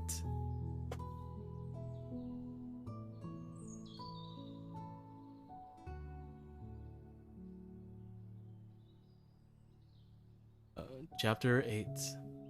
A Pirate and Wendy Birds. While they talked, they heard a distant sound. It was a grim song. Yo ho, the pirate life.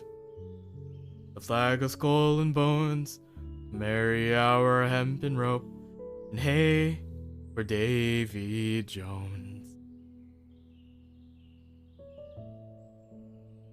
At once, the Lost Boys. But where are they? They are no longer there. Rabbits could not have disappeared more quickly. I will tell you where they are. Nibs sped off to spy, but the others are already in their home under the ground. But how have they reached it? For there is no entrance to be seen. Look closely, however, and you may note 7 large trees, each with a hole in its hollow trunk as large as a boy. These are the entrances to the homes under the ground. They are very well hidden, and Hook has never found them. As the pirates moved closer, the quick eye of Starkey sighted Nibs, disappearing through the woods, and at once his pistol flashed out. But an iron claw gripped his shoulder. "Captain, let go!" he cried. Now for the first time we hear the voice of Hook. It was a black and murky voice. "Put back the pistol first," he said. "It was one of the boys you hate. I could have wounded him," said Starkey. "Aye, and the sound would have brought Tiger Lily's engines upon us."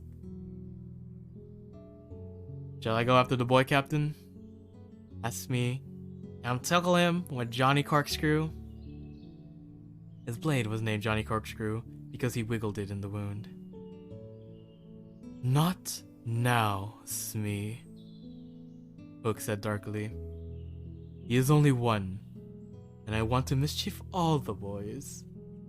Gather and look for them." The pirates disappeared among the trees, and in a moment, their captain and the boatswain Smee were alone. "Most of all," Hook was saying, "I want their captain, Peter Pan. It was he who cut off my hand." He waved the hook. "I've waited long to shake hands with this. Oh, I'll tear him." Peter flung my arm, said with a wince, to a crocodile that happened to be passing by. "I have noticed often your strange dread of crocodiles," said Smee. "Not of crocodiles," Hook corrected him, "but of that one crocodile." He lowered his voice.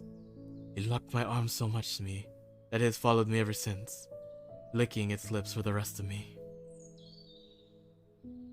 Hook growled, "I want Peter Pan, who first gave that croc its taste for me." He sat down on a large mushroom, and now there was a quiver in his voice. "Me," he said. "That crocodile would have had me before this, but by a lucky chance it swallowed the clock which goes tick, tick, tick, tick inside of it. And so before it can reach me, I hear the tick and run. He laughed, but in a sad sort of way. Then Hook realized he was feeling warm. It's me. The seat is hot. He jumped up. Odds, bobs, hammers, and tongs. I'm burning. He looked at the mushroom, and then they tried to pull it. It came away at once in their hand, for it had no root. Strangely, smoke began to rise out from the chimney. Ground. The pirates looked at each other. A chimney! They both exclaimed. They had indeed discovered the chimney of the home under the ground. The boys always topped it up with the mushroom when enemies were in the neighborhood. Not only smoke came out of it, there came also children's voices, for the boys felt so safe in their hiding spot that they were happily chattering. Pirates listened grimly and then replaced the mushroom. They looked around and noticed the holes in the 7 trees. Did you hear them say Peter Pan's away from home? Smee whispered. Hook nodded. A curdling smile lit up his dark face. Let us return to the ship, Hook replied slowly through his teeth. And then we will. He stopped suddenly and cocked an ear to the wind. Faintly, ever so faintly, the sound of ticking could be heard beneath the gentle breeze. Tick, tick, tick, tick. Hook stood shuddering, his breath frozen in his chest. The crocodile! He gasped, and bounded away, followed by his boatswain. It was indeed the crocodile. It slithered on after Hook.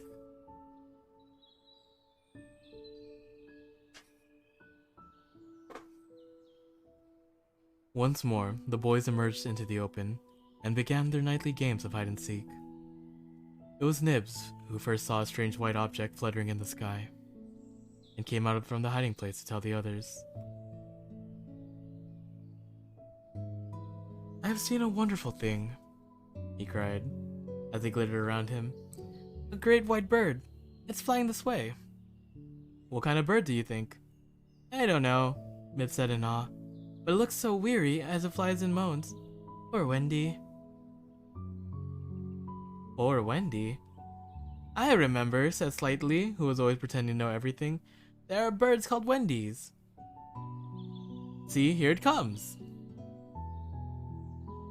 cried Curly, pointing to Wendy in the sky. Wendy was now almost overhead, but they could hear her sorrowful cry. They could also hear the shrill voice of Tinkerbell. The fairy no longer acted like Wendy's friend. He was darting at Wendy from every direction, pinching her. She truly did hate her. Hello, Tonk. Hello, Tink, cried the boys. Tink's reply rang out. Peter wants you to shoot the Wendy. They did not question an order from Peter. Let us do what Peter wishes, cried the brainless boys. Quick! Bows and arrows! All but Toodles popped down the trees. He already had a bow and arrow with him. Tink saw it and rubbed her little hands. Quick, Toodles, quick! She screamed. Peter will be so pleased. Toodles excitedly fitted the arrow to his bow. Out of the way, Tink, he shouted, and then he fired. And Wendy fluttered to the ground with an arrow in her chest.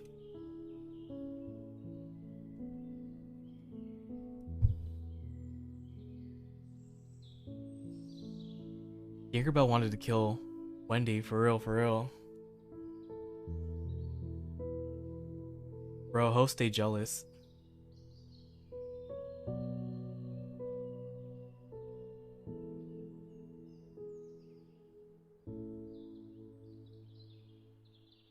It's been a little bit since we had a read. Lol. Ho's mad, yeah, ho's mad, y'all. Well, how are you guys liking Peter Pan so far? I'm sure it's a lot different from the Disney version or the live action.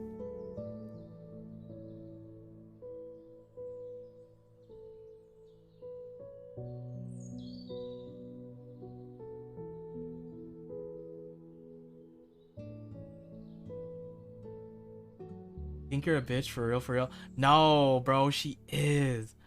Like, like, Ayo Peter, like, I'm sorry, like, your homegirl Tink, she kinda, ugh.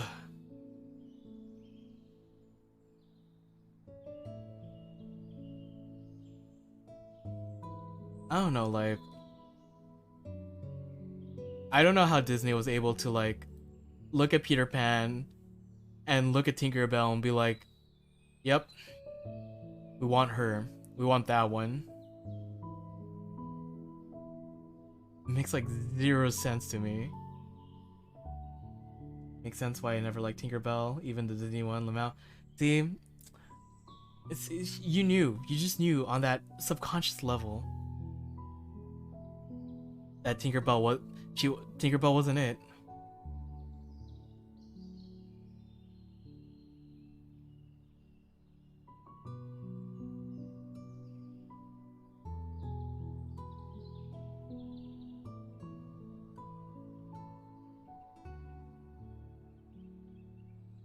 Tinkerbell was so mad. Honestly, yeah. In the Peter Pan version. True, true, true.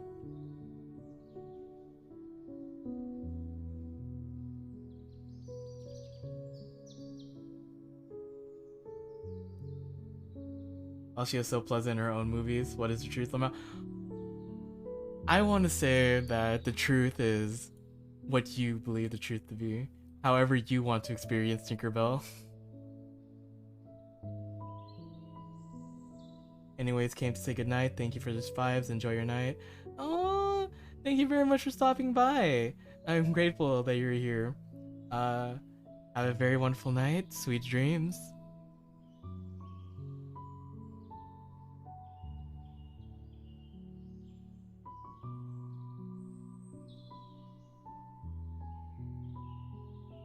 Alright. Chapter 9. Peter returns. Foolish Toodles was standing like a hero over Wendy's body when the other boys sprang from their trees. You are too late! I have shot the Wendy bird. Peter will be so pleased with me. Overhead, Tinkerbell shouted, Silly nincompoop. and darted into hiding. The others did not hear her. They had crowded around Wendy. As they looked, a terrible silence fell upon them.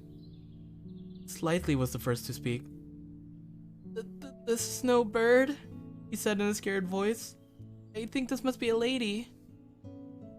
A lady? Said Toodles, and fell a trembling. And we have killed her, Nib said hoarsely. They all snatched off their caps. Now I see, Curly said. Peter was bringing her to us. He threw himself sorrowfully on the ground. A lady to take care of us at last, said one of the twins. And you have killed her. They were very sorry for him, but sorrier for themselves. They all stepped away from Toodles. Toodles' face was very white.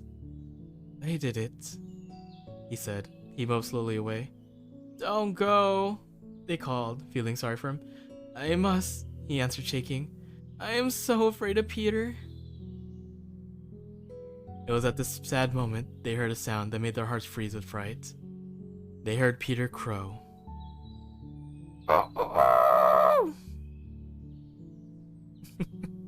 I'm sorry. I really liked I really liked that movie.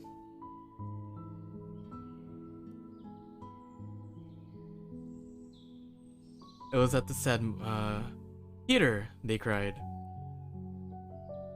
Okay, he kind of hit that. you know.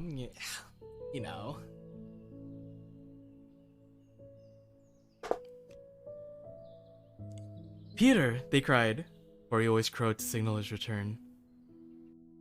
Hey, Orion. I'm trying. Hider, they whispered.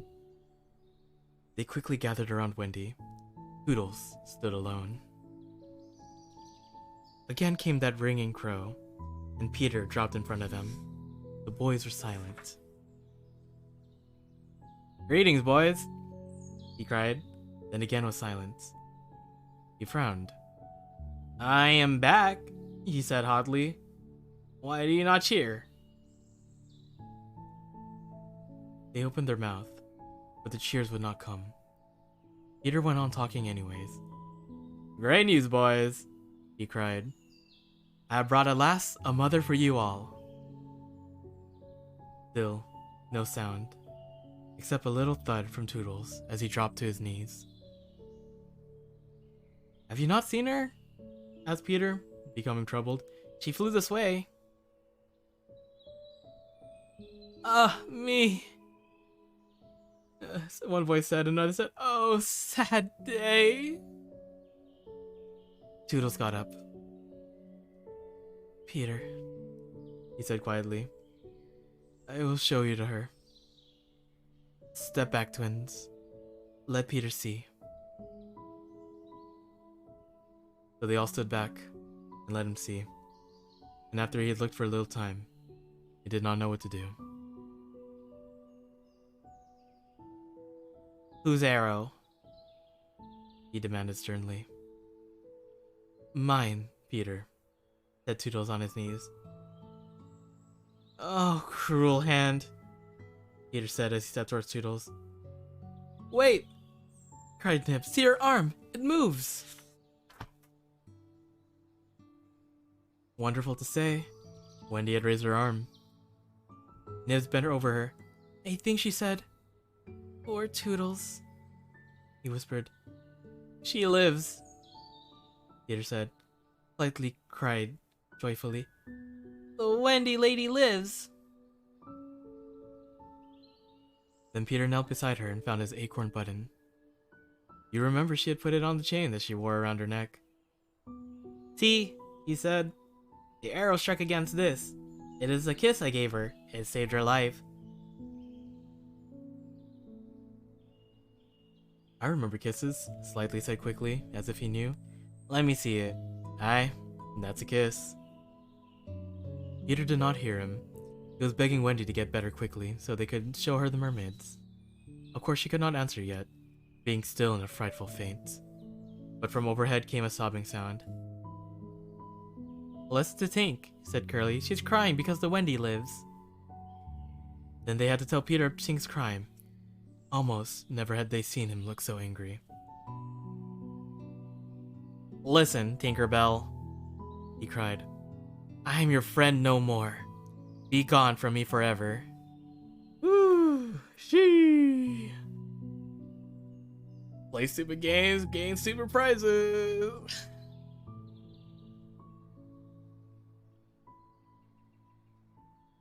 She flew onto his shoulder and pleaded, but he brushed her off. Not until Wendy again raised her arm did he soften enough to say, "Well, not forever, but for a whole week." Do you think Tinkerbell was grateful to Wendy for raising her arm? Oh dear, no. The mean little fairy never wanted to pinch her so much. Fairies indeed are strange. "Let us carry Wendy down to the house," Curly suggested. "No," cried Peter. "We must fetch a doctor." In a moment they're all scurrying around, like ants looking for a doctor. But where were they to find a doctor on the island? While they were at it, who should appear but John and Michael?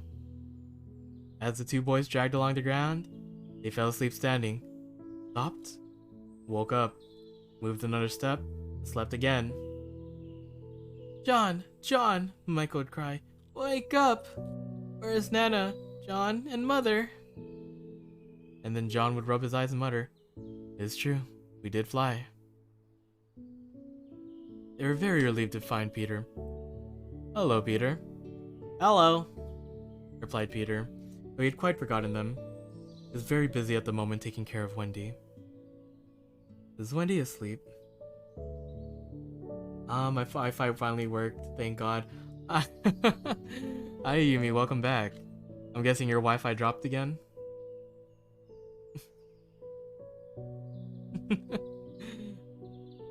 Well, I'm glad you're finally here.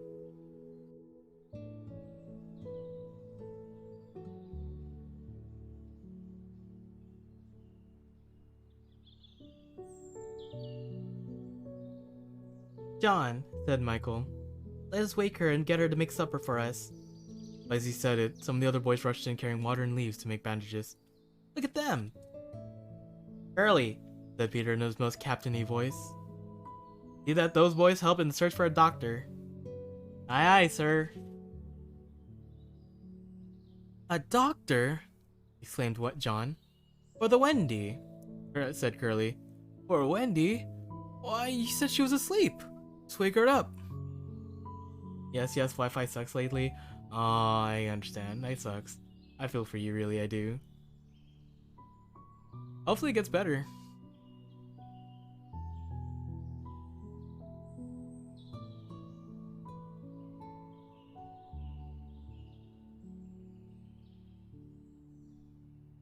Peter frowned. Slightly, he said. You must be a doctor.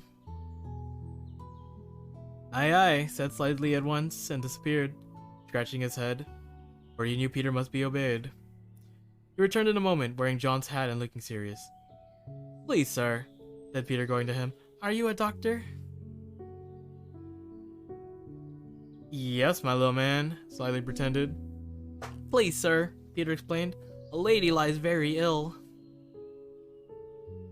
I'll put a glass thing in her mouth, said Slightly, and he made believe to do it while Peter waited. How is she? Inquired Peter. Tut tut tut, said Slightly. This has cured her. I'm glad, Peter cried. I'll call again in the evening, Slightly said. Give her beef tea out of a cup. Peter, she is moving in her sleep. For what you missed, Yumi, Tinkerbell orchestrated the death of Wendy. And it didn't work out. And now they're trying to make sure that she stays alive. And well.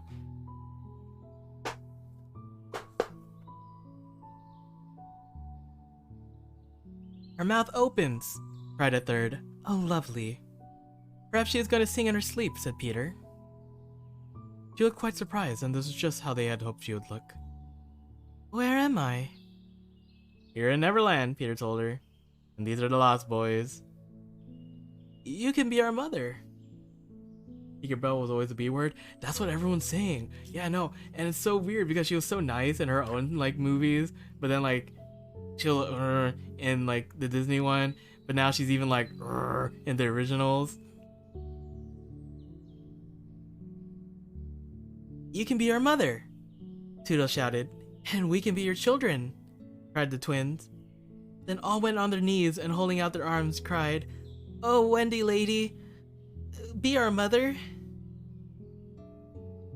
Should I? Wendy said, all shining. But you see, I'm only a little girl. That doesn't matter, said Peter, as if he were the only person who knew all about it, though he was really the only one who knew the least. What we need is just a nice motherly person. Oh dear, Wendy said. You see, I feel that is exactly what I am. It is, they all cried. We saw it at once.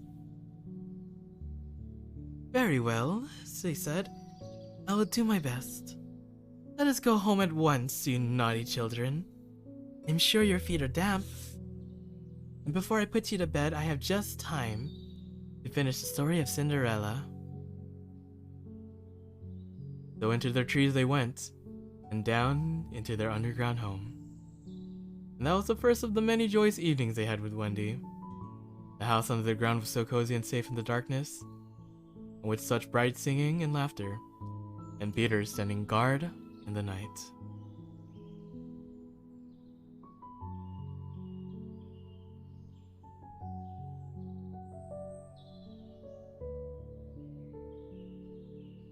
Wendy should have just swatted Tinkerbell.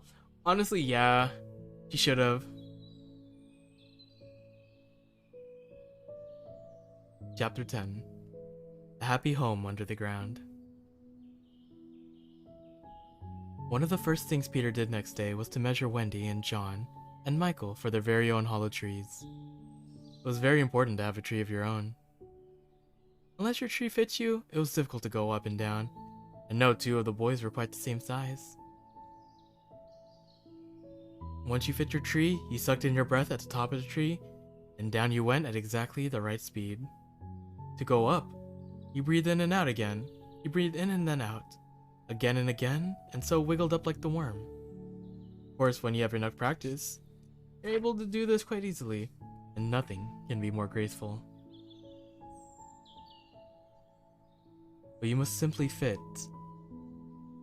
And Peter measures you for your tree just as you would be measured for a suit of clothes. The difference, however, is that clothes are made to fit you, while you have to be made to fit a tree. Sometimes you'll have to wear a few more clothes, or a few less. And if you're bumpy in places, or the only available tree is an odd shape, Peter does some things to you, and after that you fit. After a few days of practice, John, Wendy, and Michael could go up and down as easily as buckets in a well. All three grew to love their home under the ground, especially Wendy. It had one large room with a floor in which you could dig for worms if you wanted to go fishing. In this floor grew stout mushrooms which were used as stools. An evertree tried hard to grow in the center of the room, and by tea time, it was always about 2 feet high. The boys then put a door on top of it, and it became a table. As soon as they cleared the dishes away, they sawed off the trunk, and thus there was more room to play. There was one cubbyhole in the wall, no larger than a birdcage, which was the private apartment of Tinkerbell. It had a tiny curtain, which Tink, who was most private, always kept drawn when dressing or undressing.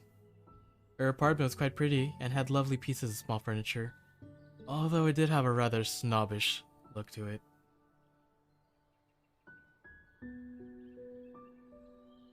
Wendy loved the household duties such as keeping the socks mended and the kettle on for tea. The cooking also pleased her, but with Peter, one never knew if the meal would be real or make-believe. And this sometimes became a bother. Wendy's favorite time for sewing and mending was after the boys had all gone to bed. Then she had a breathing time for herself. She made new things for them and put patches on the knees of their breeches, but they were almost frightfully hard on the knees. As time went on, did she spend any time thinking about the beloved parents she had left behind? It is hard to say. Her time in Neverland is not the same as time in London. But I'm afraid that Wendy did not really worry about her father and mother. She was sure they would always keep the window open for when she would fly back, and this gave her peace of mind. The boys had adventures of some sort every day. Peter could always lead them into a fine adventure or invent wonderful games that could be used in the place of true adventure. There were many times when Peter would leave the boys behind and go out alone. When he came back, they were never certain whether he had an adventure or not. Sometimes he came home with his head bandaged, and then Wendy fussed over him and nursed his wounds, while he told a dazzling tale. But she was never quite sure, you know. There were, however, many adventures which she knew to be true, because she was in them herself. And there were still more that were at least partially true, for their other boys were in them and said they were all true. Of course, beside the adventures, there were many wonders on the island, such as the mermaids and the lagoon. Oh my, the lagoon is wonderful and a magical place. If you shut your eyes and are a lucky one, you may be able to picture this place, a shapeless pool of lovely pale colors floating in the darkness. Then if you squeeze your eyes even tighter, the pool begins to take shape, and the colors become so bright that with another squeeze, they burst into flames. But just before they do you see the lagoon? Can you see the surf? Can you hear the mermaid singing? On the island, the most lovely time to see the mermaids is at the turn of the moon, when they sing their strange and mythical songs. But the lagoon is dangerous for humans at night. Wendy had never seen the lagoon by moonlight, not because she was afraid, but because she had a strict rule of bedtime by 7 o'clock. She was often at the lagoon, however, on sunny days after rain, when the mermaids come up to play with their bubbles and their rainbows. They use these pretty bubbles as balls. Every mermaid hits a ball happily to another with her tail, and tries to keep it in the rainbow till it bursts. There's a goal at each end of the rainbow, and the goaltenders are the only ones allowed to use their hands. Sometimes a dozen of these games will be going on at the lagoon at one time. It is quite a pretty sight. I'm gonna take a little bit of pause here just to get some more water. So I'll be back.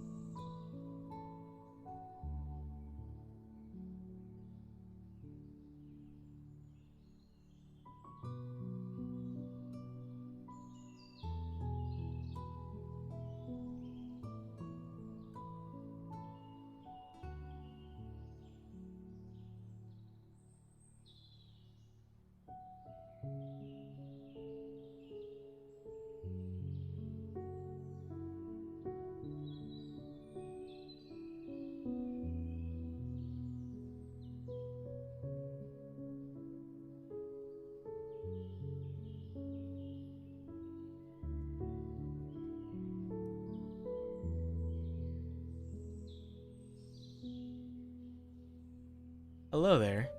Just as I have evaporated, I have reformed. I am back. Hello, hello, my little asteroids. I am a magician. How'd you know? It's all in the top hat, I promise.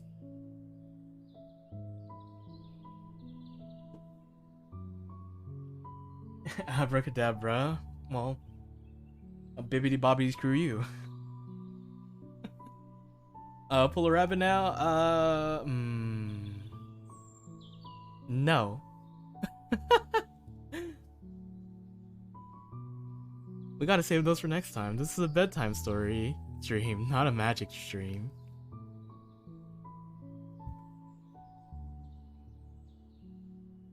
Hello, guys. Wait. I'm waiting.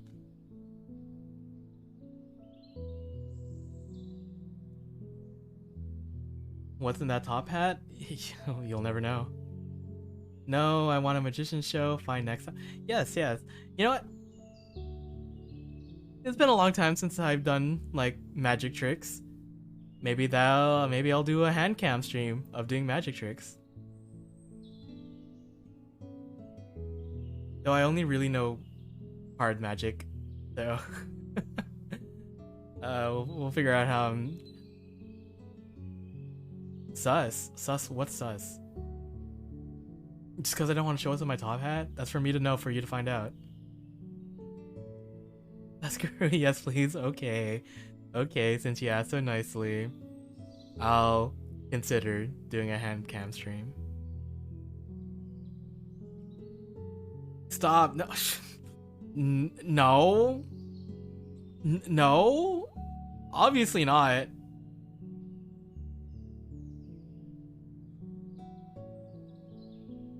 No, you can't prove that. No, Sachan, no.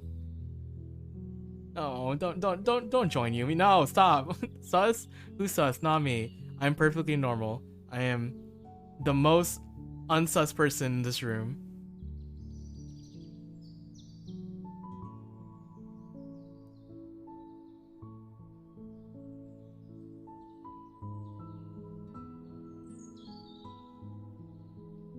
No, not at all. Nope.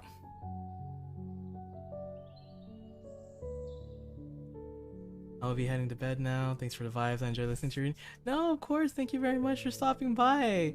Good night and sweet dreams. I hope you'll be able to join us next time.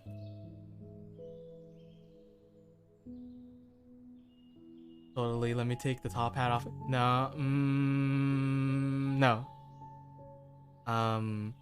This is a special top hat. It's my top hat. I don't want anyone to touch it.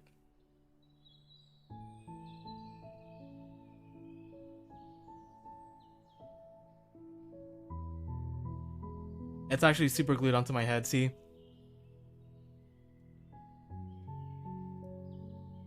What if inside the hat is one of us? Oh no. Well, you'll just have to find that out for yourself.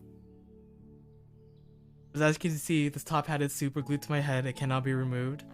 So sad, too bad, unfortunate, now is it?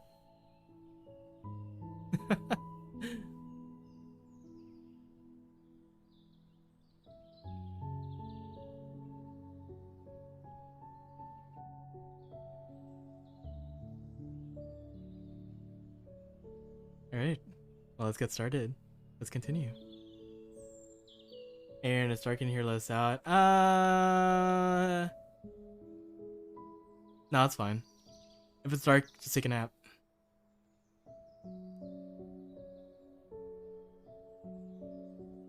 Chapter 11. Let us out on... No. Why would I let you out? I always want to keep you guys with me.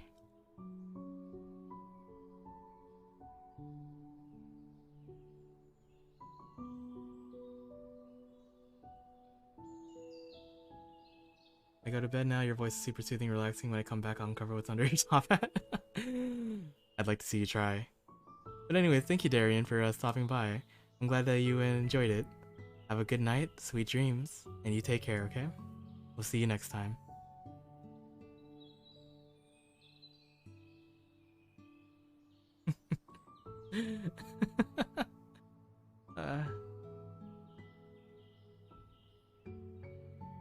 Chapter 11.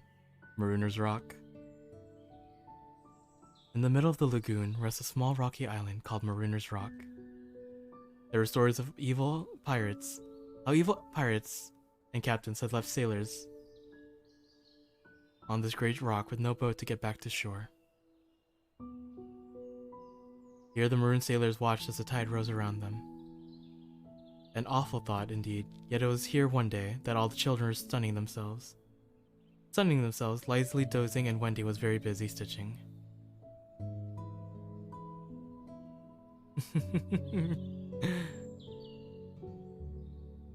While she stitched, a change came to the lagoon. Little shivers ran over it, and the sun went away, and shadows stole across the water, running it cold. Wendy could no longer see to thread her needle, and when she looked up, the happy lagoon seemed dreadful and unfriendly. She knew that night had not come, but something as dark as night had come. Or at least it was coming, and this sent shivers through the sea. What was it?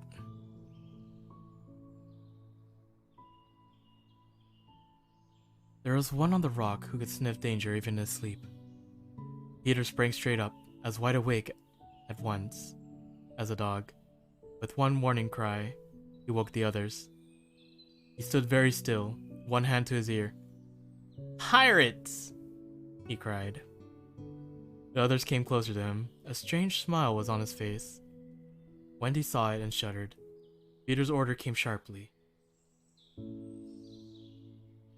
"Dive!" All the children slipped into the water, and Marooner's Rock stood alone in the lagoon. A boat drew near. It was a small boat, with 3 people aboard, Shmi and Starkey, and Tiger Lily, the Indian princess. They had caught her sneaking aboard the pirate ship with a knife in her mouth. Dang, yo, Tiger Lily about to assassinate. Actually, she's the badass warrior princess. Her hands and ankles were tied, and she knew what she was to be her fate. She was to be left on the rock to drown, yet her face was brave and proud. The 2 pirates did not see the rock till they crashed into it. "Rat, you lubber!" cried Smee. "Here's the rock. Now then, what we have to do here is to leave the engine here to drown." The beautiful tiger lily did not try to escape, and the pirates quite easily plopped her onto the rock. Quite near the rock, but out of sight, two heads were bobbing up and down, Peter's and Wendy's. Peter was angry that it was 2 against 1, and he decided to save the princess. Peter could do almost anything, so he made himself sound like Captain Hook. Ahoy there! No, I'm sorry. Fuck, what was his voice? Ahoy there, you lubbers, he called. It was a very good Hook voice. The captain! Said the pirates, staring at each other in surprise.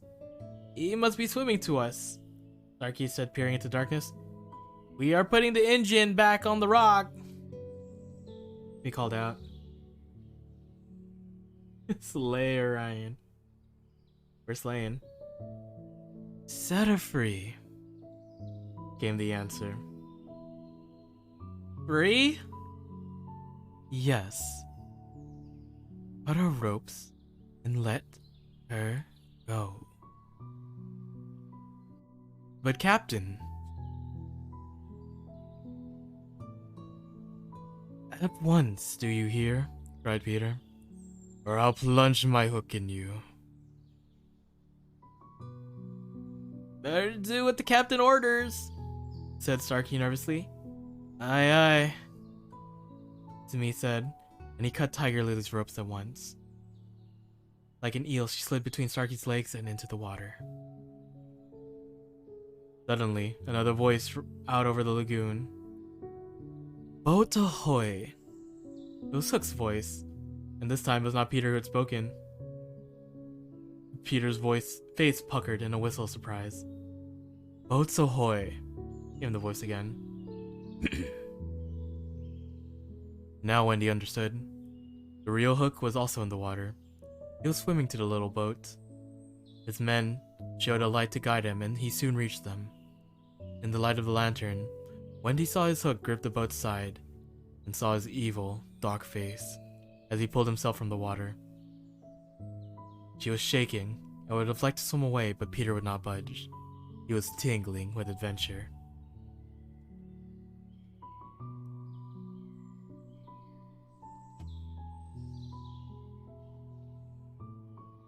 The captain sat in the boat with his head on his hook, looking quite sad.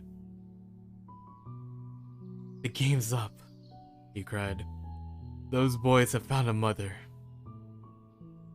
Oh, rotten luck. Captain, said Smee, could we not kidnap those boys' mother and make her our mother? That may be an idea, cried Hook. We will seize the children and carry them to the boats. We'll make boys walk the plank, and Wendy shall be our mother. Yo, also now this kind of sus. These grown-ass mans want this, like, what?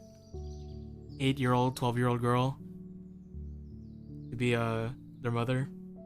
If Peter don't escape, he's the exact type of person to keep falling down over and over again in a horror movie. Yeah. Yeah. He's the type of character who will run headfirst into danger because he thinks it'll be fun.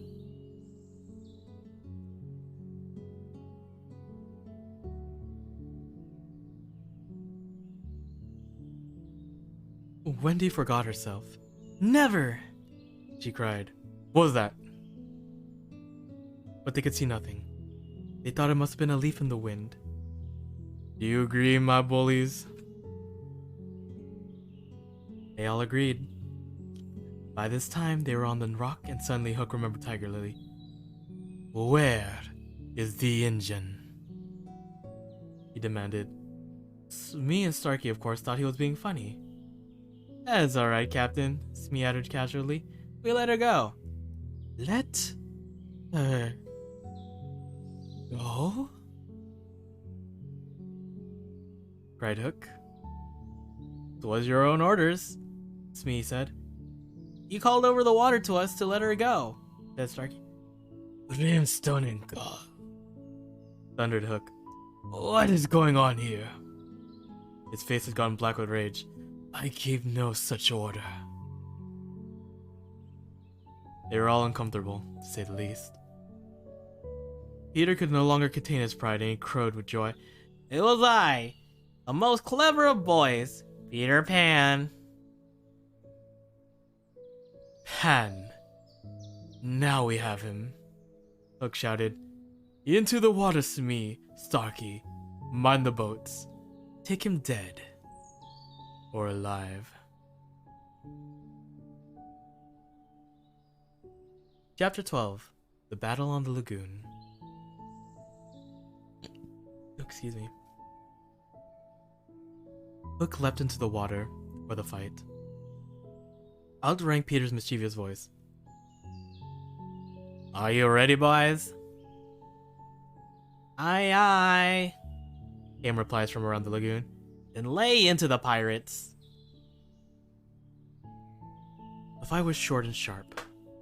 John bravely climbed into the boat and held Starkey. There was a fierce struggle. Starkey lost his cutlass and he wriggled overboard, but John leapt after him.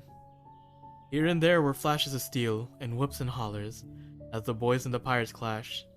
Smee's corkscrew injured Toodles, but Curly got him right back. Farther from the rock, Starkey was battling slightly and the twins hard. Where all this time was Peter? He was seeking Hook. They each came up aside and met at the top, face to face. Peter snatched a knife from Hook's belt. He was about to ask Hook to give up when he saw that he was higher up the rock than his enemy. This he knew was not fair fighting.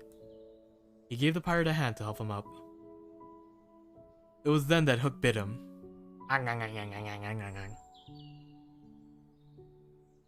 Peter stared at Hook, horrified. It was not the pain that upset them, it was the unfair act. Hook saw his chance and struck quickly. Twice the iron claw clawed him. But then, to Peter's surprise, Hook leapt into the water. The other boys saw Hook in the water, swimming wildly for the big pirate ship, white with fear. Right behind him was a crocodile. Right behind the croc were Smee and Starkey.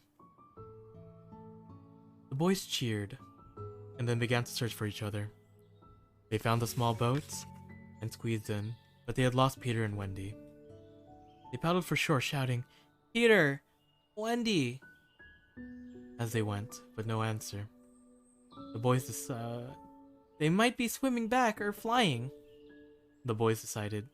They were not very worried, because they had faith in Peter. Little did they know that Peter and Wendy were stranded in the middle of the lagoon on Marooner's Rock. And how did Peter and Wendy get off the dreaded Marooner's Rock? Ah, well, that is indeed another tale, but I'll give you some wonderful hints. Wendy grabbed hold of Michael's kite as it drifted over the lagoon, and she floated her way to Peter, or her way to shore. Peter made use of a large bird nest. I told you there was only hints and not the full tale. And paddled himself to safety. All quite simple, really. Of course, the boys celebrated when Peter reached home under the ground. Wendy showed up just after that, where she had been carried hither and thither by the kite. Every boy had adventures to tell, but perhaps the biggest adventure of all was that they were several hours late for bed. Wendy, though joyful in having them all home safe and sound, was horrified at how late it was. To bed, she announced in a voice that had to be obeyed. All was back to normal in the home. The Indians were greatly pleased about the rescue of Princess Tiger Lily. It was indeed a thrilling act of bravery. Peter and Tiger Lily became fast friends after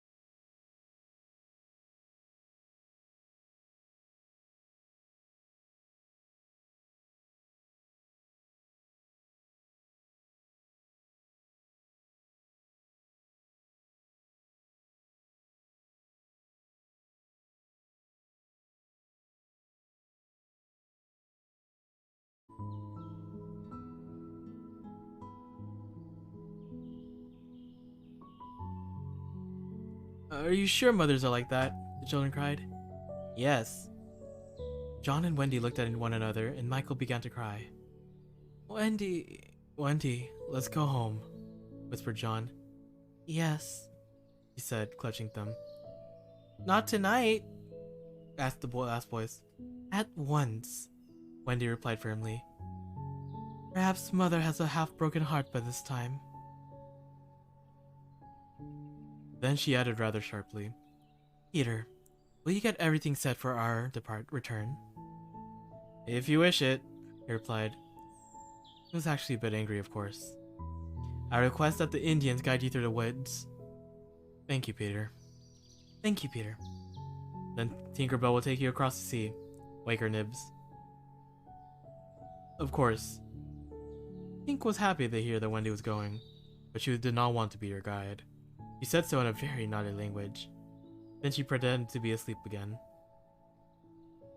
She says she won't, Nibs exclaimed. Tink! If you don't get up and dress at once, I will open the curtain. And then we shall all see you in your nightgown.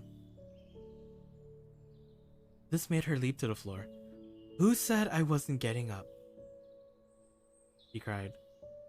The boys looked sadly at Wendy.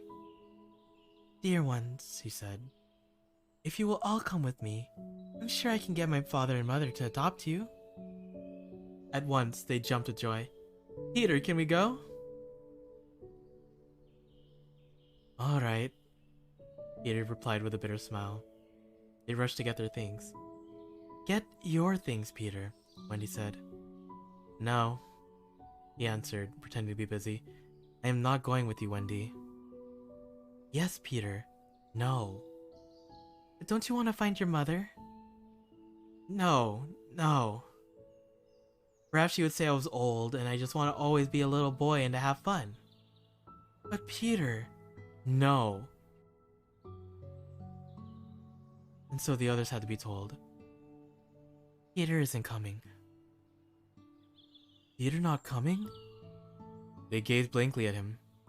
They carried their bundles on sticks over their backs. Now then, no fuss, no crying. Goodbye, Wendy. He held out his hand cheerily and pretended not to care. But of course, we know he does, don't we? Wendy shook his hand soft, sadly. You will remember about changing your pajamas, Peter. Yes. And you will take your medicine? Yes. There's a silence. Peter was not the kind to cry in front of others. Are you ready, Tinkerbell? Aye, aye. Then lead the way. Tink darted up the nearest tree. No one followed her. For it was this moment that the pirates made their attack upon the Indians. Above, where there had been silence, there are now the awful sounds of shrieking and the clashing of steel. All of the children froze in horror, and some of the smaller ones ran to hide. As for Peter, he seized a sword.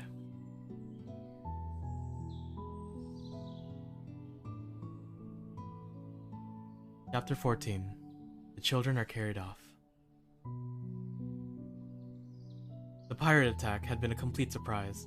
The Pickaninnies knew that the pirates were on the island, but the Indians had fallen asleep. When they woke, they found the pirates upon them, and the battle was over very quickly. The Indians fought very bravely, or defeated by the pirates. The tribe ran into the woods to safety. Hook, however, did not stop to celebrate, for it was not the Indians he had come to destroy. It was Pan he wanted. Pan and Wendy and the boys, but mostly Pan. Peter was such a small boy, yet Hook hated him so. Peter had flung Hook's arm to the crocodile, but you see there was more that Hook hated about the boy. Peter was cocky and bold, and it was that very boldness that had gotten on Hook's nerves. It made his iron claw twitch.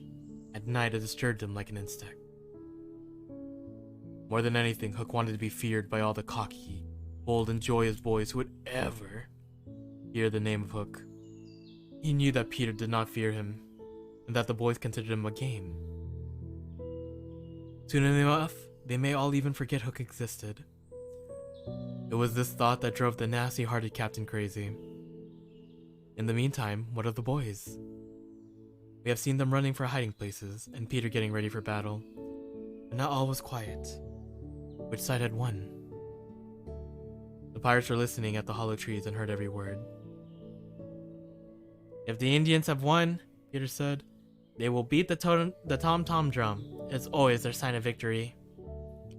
Now Smee had found the tom-tom, and Hook quietly told him to beat on it. Smee smiled at the evil plan. Twice, Smee beat upon the drum, and then stopped to listen gleefully. The tom-tom! Pirates heard Peter cry. An Indian victory! The poor children cheered, and then went up to wiggle up their trees to the ground above. The evil pirates smirked at each other and rubbed their hands together. Each pirate stood by a tree, ready to snatch the boys.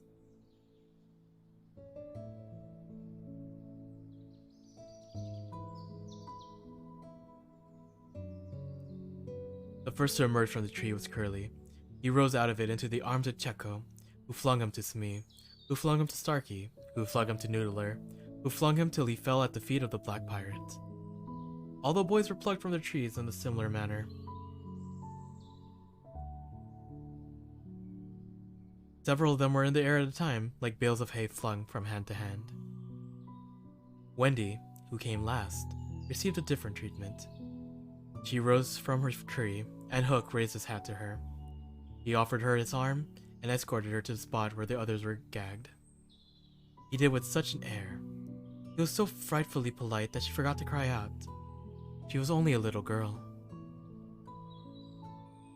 The children were tied up to keep them from flying away. All went well, until Slightly's turn came. As soon as one part of him was tied up, another bit bulged out. Hook looked on as the pirates tried to tie the round little boy up. Suddenly, the evil pirate began to giggle with glee. How, he wondered, did this plump little boy go up and down a tree without getting stuck? Surely his tree must be fairly large to fit him. Hook glared at Slightly, looking him up and down. Then he smiled as if he were planning something. Poor Slightly had begun to shudder, for he knew Hook was thinking of going down his hollowed tree. Oh, poor Peter, worried Slightly. Now Hook would have him for sure. Hook could hardly wait to surprise the boy captain. He ordered that the captives be taken to their ship. The pirates flung the children into a huge basket, with the grave "Evil!" tossed the basket upon their shoulders, and marched off through the forest, singing their hateful pirate chorus. The first thing Hook did, on finding himself alone, was to tiptoe to Slightly's tree, and make sure that he would fit inside. He listened for any sound from below, but all was silent. The house under the ground seemed to be empty and still. Was that boy asleep, or did he stand waiting at the foot of Slightly's tree, dagger in hand? There was no way of knowing but by going down. He dropped his cloak to the ground and slid into the trunk of the tree like a giant, great black snake. He dropped slightly out of the other end and stood still. As his eyes got used to the dim light, he saw a great bed in the corner. A smile crept across his face, for there, fast asleep, lay Peter Pan. Yo, Peter Pan about to get got. Uh-oh.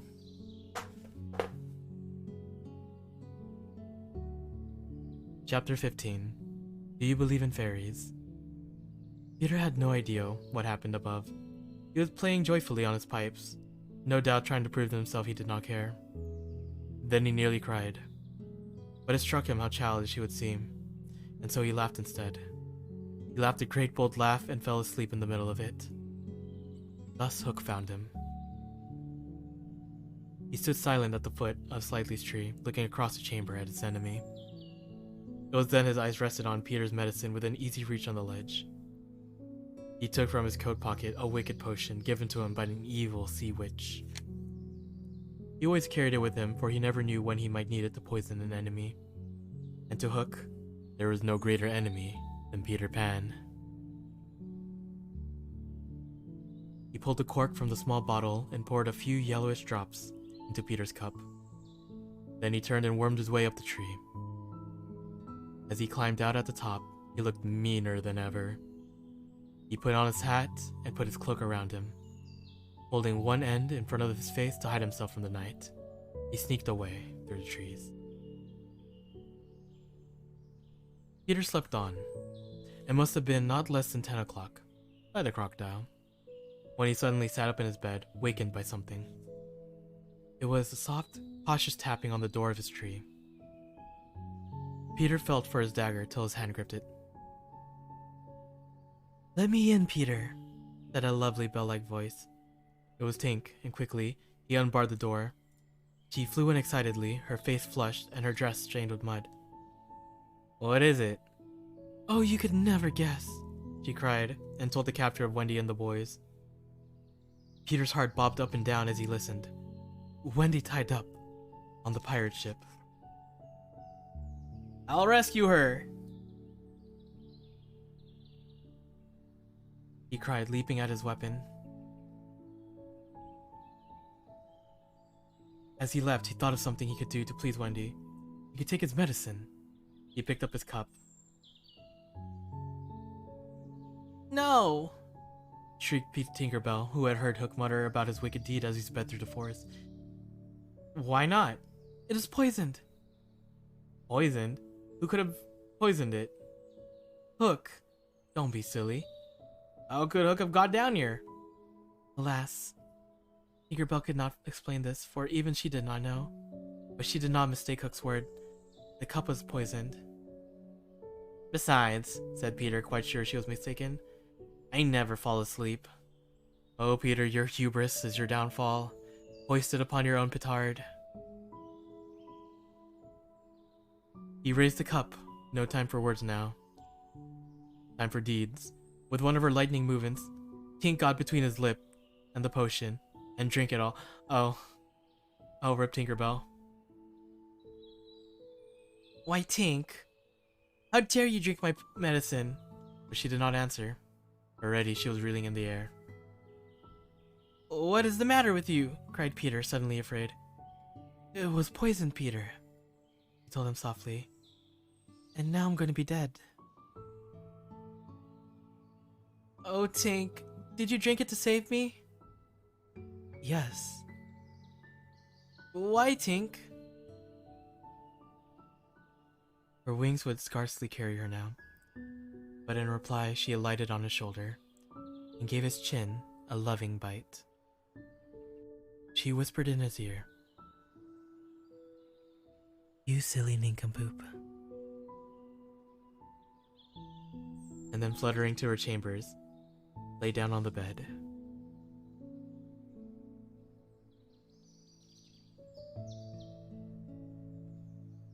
Peter's head almost filled to the opening to her little room as he knelt near her in distress.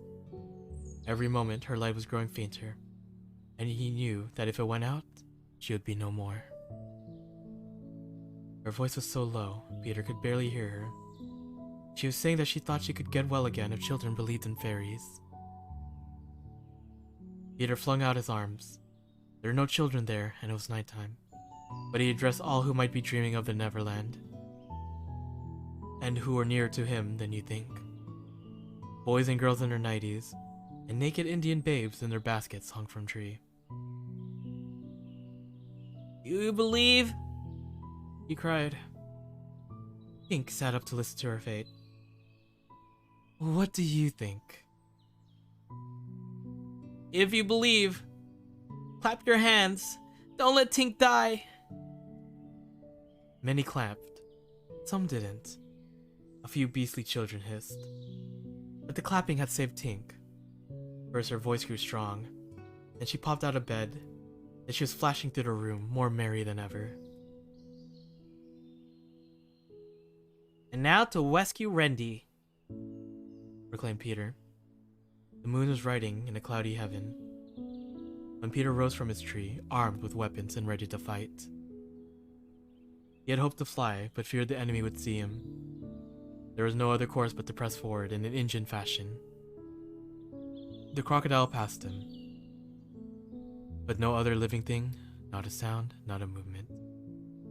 Yet he knew well that sudden death might be at the next tree, or stalking him from behind. He swore this terrible oath. Hook, or me this time. He was frightfully happy. Chapter 16. The Pirate Ship. One green light over Kidd's Creek marked where the pirate ship, the Jolly Roger, lay in the black water. Hook strolled the deck and smiled when he thought of the boys walking the plank. Ah, to be free of Peter Pan. He called roughly to his men. Are all the children chained so that they cannot fly away? Aye, aye. Then hoist them up. The poor prisoners were dragged up on deck, all except Wendy, and lined up in front of him. For a time, Hook paid no attention to them. He strolled about the deck, humming in quite a lovely tune, and twirling a cigar between his fingers. His face was clouded in foul-smelling smoke. He smiled at them with all his razor-like teeth. Now then, bullies, he asked briskly. 6 of you walk the plank tonight, but I have room for 2 cabin boys.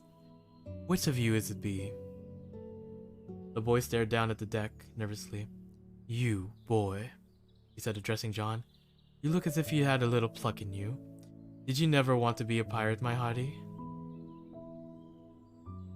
Now John had sometimes thought of this, and was surprised that Hook picked him.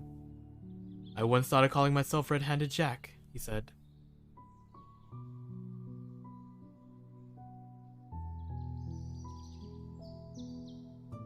And a good name, too. We'll call you that. Here, bully, if you join. What do you think, Michael? Asked John. What would you call me if I join? Blackbeard Joe. Well, what do you think, John? Will we still be good subjects of the king? You would have to swear. Down with the king. John puffed out his chest. Then I refuse, he cried, banging the barrel in front of Hook. And I refuse. Hooray for England! God save the king! Squeaked Carly. The pirates covered their mouths and Hook roared out, That seals your doom. Bring up their mother. Get the plank ready. They were only boys, and they went white as sheets when they saw Jukes and Keko carrying the fatal plank. But they tried to look brave when Wendy was brought up. So, my beauty, you are to see your children walk the plank. Are they to die? They are. Silence, all. For a mother's last words to her children. These are my last words, dear boys. I feel that I have a message to you from your real mothers, and it is this. We hope our sons will die like Englishmen. God save the king. Even the pirates were in awe, and the boys all cried out, I'm gonna do what my mother hopes. Tie her to the mast, me, Hook bellowed. The boys stood shivering, staring at the plank. Hook smiled on them with his closed teeth and took a step towards Wendy. He wanted to turn her face so that she could see boys walking the plank one by one, but he never reached her. A terrible sound froze him in place. It was a terrible tick, tick, tick, tick of the crocodile. They all heard it, the pirates, the boys, and Wendy. Immediately, every herd turned in one direction, but not towards the water and the sound, but towards Hook. He whimpered and fell into a little heap. The sound came steadily nearer, and all were thinking a ghastly thought. Crocodile is about to board the ship. Even the iron claw hung limp, as if knowing that it was no use against the great crocodile. Hook stayed low and crawled on his knees along the deck as far as the sound as he could go.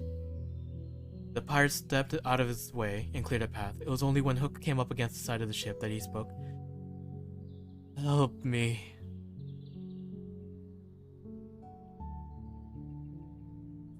The pirates gathered around him as his whimpering man crouched into a ball to make himself smaller, perhaps hoping to become invisible. Only when Hook was hidden from them did the boys rush to the ship's side to see the crocodile climbing it. Then they got the strangest surprise of the night of nights. It was no crocodile that was coming to their aid. It was Peter, saying, "Tick, tick, tick, tick." He signed to them not to cheer. Then he went tick, tick, ticking. Chapter 17. Hook or me this time. Peter had been doing such a superb job of ticking that he had attracted the crocodile, who thought he was friendly because of his tick. Peter slithered into the boat, leaving the crocodile below in the water, and vanished into the cabin. The pirates were gathering up the courage to look around. "It's gone, Captain," Smee said, wiping off his glasses. "All is still again." Slowly, Hook raised his head and listened to every heart. There was not a sound, and he drew himself up to his full height. "Then here's to Johnny Plank." Hating the boys more than ever because they had seen him sobbing and frightened, he broke into the pirate ditty. "Yo ho, the frisky plank you walk along his toe, till it goes down and you go down to Davy Jones below."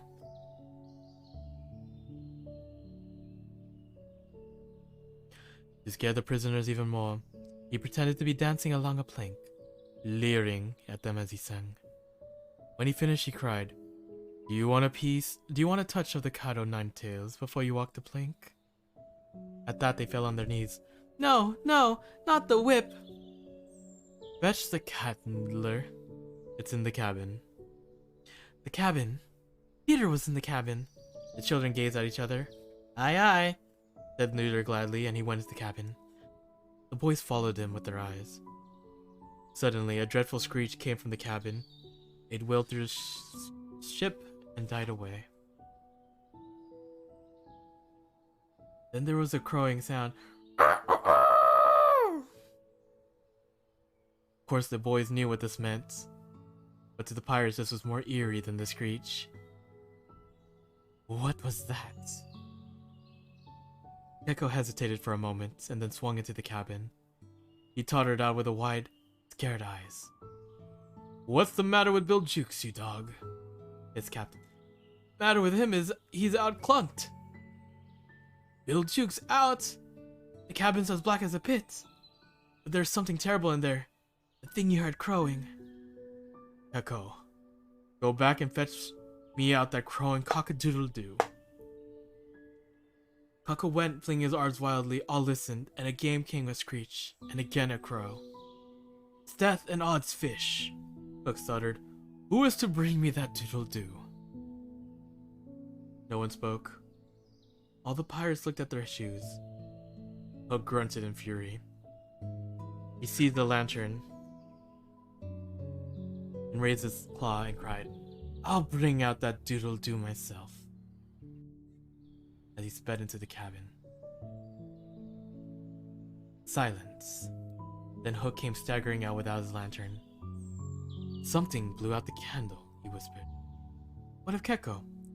"He's as out as Jukes," said Hook shortly. "The ship's doomed," cried Cookson, all of the pirates looking as if they might jump into sea and swim for shore. "Lads," Hook cried to his crew, "now there's a thought. Open the cabin door and drive these worthless boys in. Let them fight the doodle-doo for their lives." The boys, pretending to struggle, were pushed into the cabin and the door was closed in on them. "Now listen." They all listened. Meanwhile, in the cabin, Peter had found the key that would free the boys of their shackles. Now they all sneaked out the back cabin door and went silently about the ship, gathering daggers and swords. Then they hid, waiting for Peter's signal. Peter slipped out and cut Wendy's ropes. He whispered for her to hide herself like the others. Then he took a great breath and crowed. "What's that?" cried the pirates, fearful that the awful beast had escaped the cabin and was upon them. Peter Pan the Avenger, Came the terrible answer. As he spoke, Peter jumped out, and they all knew who it was that had been in the cabin. Twice, Hook tried to speak, and twice he failed. In that frightful moment, I think his fierce heart broke. At last he cried, At him, my hearties! Down, boys, and at them! Peter's voice rang out. In another moment, the clash of knives and daggers and swords sounded through the ship. The frightened pirates were not prepared for such bravery from the boys. To escape, the villains started leaping into the sea. Some hid in dark corners and closets. Slightly found them in their hiding places and drove them out by flashing a lantern in their eyes. It was a grand fight. The pirates were clearly losing, for they all had to escape to the sea one by one. All but Hook, that is. I think all were gone when a group of savage boys surrounded Hook. Again and again they closed upon him, and again he swung his great hook at them. Just then another sprung into the middle. Put away your swords, boys, cried the newcomer. This man is mine. Thus suddenly Hook found himself face to face with Peter. The others drew back and formed a ring around them. For a long time, two enemies looked at each other. Hook shuddered slightly, and Peter stood with a strange smile upon his face. So, Pan, said Hook at last, this is all you're doing. Aye, James Hook, all my doing. Bold and cocky boy, prepare to meet thy doom.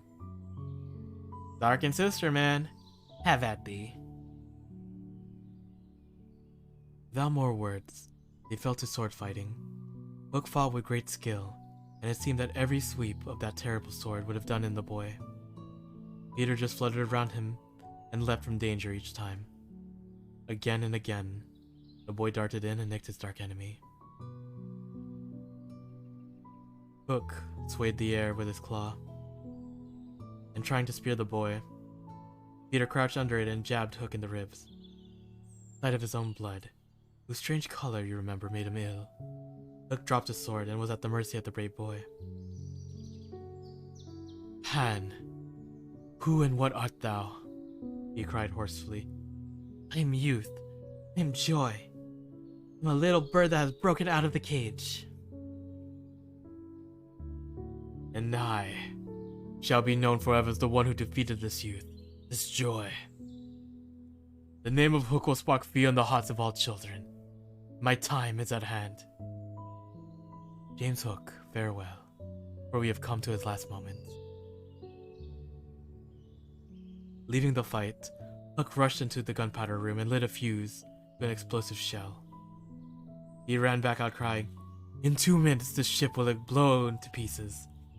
He sprung upon the side of the ship to jump to safety in the sea. Kathy Wolf, thank you for following. Welcome. Love my avatar. Oh, thank you, thank you. I appreciate it.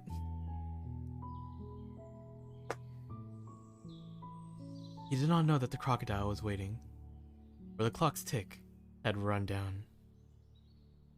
Peter rushed into the gunpowder room. To shore! Farewell, cried Hook, and came out with the lit shell in his hand. The wicked pirate waved his claw, and then Peter calmly flung the shell overboard. And then Hook calmly flung himself overboard and into the waiting jaws of the crocodile. How's your day? Night? Whatever time zone you're in. How are you doing? Thus ended James Hook. Wendy, of course, had stood by, taking no part in the fight. Now that the battle was over, she again took the lead. She praised all the brave boys equally. Then she took them into Hook's cabin. Doing pretty well. How are you? I'm doing great. I'm doing lovely. We just hit the 3-hour mark, and I think from the looks of it, we're hitting the last few pages of this book. So this stream will be coming to a close soon or later. I'm just glad you're able to drop by. I'm glad to hear that you're doing well. and pointed to his watch that was hanging on a nail. It said 1:30. They were up well past their bedtime. Imagine! Wendy got them to bed in the pirates' bunks pretty quickly. You may be sure, all but Peter, who had dressed himself up as a pirate. He strutted up and down on the deck until at last he fell asleep by the side of the Long Tom. Chapter 18. The Return Home. Of course, by and by, the three naughty children and their shipmates, all had dressed up as nasty pirates by now, of course, made it home to number 14. There, in the nursery, with broken hearts, sat the Darlings and Nana. Mrs. Darling had indeed kept the window open, and when the three children saw it, their hearts leapt with joy. They flew in and landed softly on the floor. John! Sound like a good narrator? Thank you, thank you. I try hard. John, I think I've been here before. Of course you have, you silly. This is your old bed. So it is. It was then that Wendy saw a figure in the next room. It's Mother. So it is. Then, are you not really our mother, Wendy? Oh dear, it was quite time we came back. They ran into the next room with shouts of gleeful homecoming. Mother! Here's Wendy, said Mrs. Darling with surprise. She was sure it was a dream. Mother! And John! Mother! And here's Michael! Honk, hello!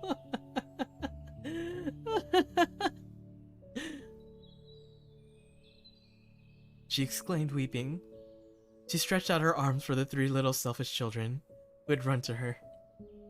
A bonk, I know, a bonk lamau. She stretched out her arms for her three little selfish children who had run to her. George! George! She called when she could speak. Mr. Darling ran in. Nana came rushing in. It could not have been a lovelier, happier sight. But there was no one to see it except a little boy who was staring in at the window. He had lived countless joys and many wonderful adventures that children could never know. But none could measure having the love of a mother and a father. I hope you want to know what became of the other boys. They were waiting below to give Wendy time to explain to them. When they had counted to 500, they went up. They went up by the stair because they thought this would make a better impression. They stood in a row in front of Mrs. Darling with their hats off, wishing they were not wearing their pirate clothes. They said nothing, but their eyes asked them to keep them. Of course, Mrs. Darling said at once that she would have them, and Mr. Darling, scratching his head at the number of them, finally agreed.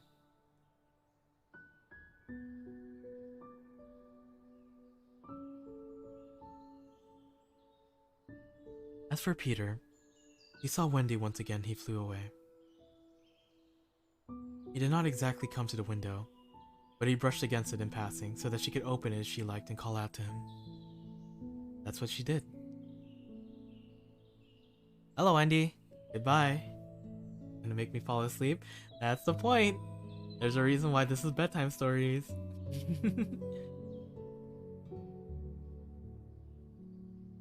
That a oh, just a little bit of a yawn.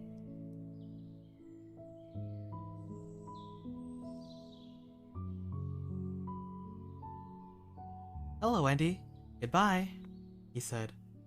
Oh dear, are you going away? Yes. Will you come again and visit us? Wendy asked hopefully. Well, I am awfully busy, being a captain and all. But I suppose I can visit sometimes. Another bonk? What did I do for this one? Peter replied with a mischievous smile. After all, I cannot let you how to forget how to fly. And with a wink and a giggle, he leapt from the windowsill. Hey, get it, Kirby. Into the night air and was gone. Oh, but don't worry. Peter did return to the nursery, and the children had many more smashing adventures and games. For you see, Peter will always be found where there are children who seek adventure and fun in the land of make-believe. And so it'll always go, as long as children are young and bright. And believe. The end. And so everyone, my lovely, lovely little asteroids, that brings us to the end of the tale of Peter Pan. Yay, good story. I'm glad to hear. I hope you all enjoyed yourself. I hope that at least with this, you can get some good rest and some sweet dreams.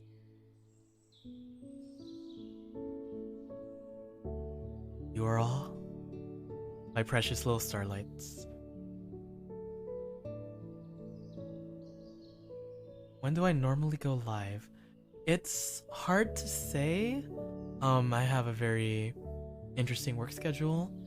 And I'm generally a very busy person normally, but I usually stream at night, roughly around 10 p.m., 11 p.m.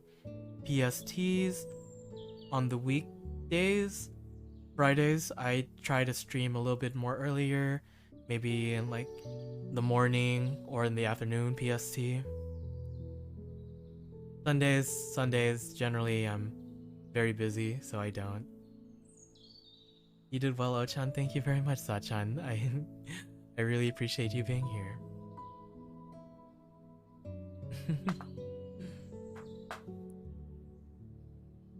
Yeah, I'm thinking maybe bedtime stories at least maybe once a week. All this constant reading really is hard on the throat, so still I'm really grateful for all of you being here. If you do ever want updates on when I do go live, you can follow my Twitter, which is linked on my profile. I usually post my updates when I'm gonna go live on there. I don't have a schedule. I usually wake up that morning and see how I feel if I stream. And if I do, I usually tweet it out several hours ahead of time, so you have time to prepare yourself.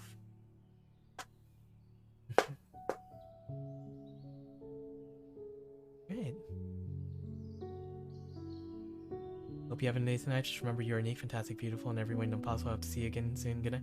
Oh, Kathy, thank you very much for your words. I appreciate it. I am super, super thankful you managed to join in at that tail end. Hopefully next time you'll be able to be here longer. Good night and sweet dreams.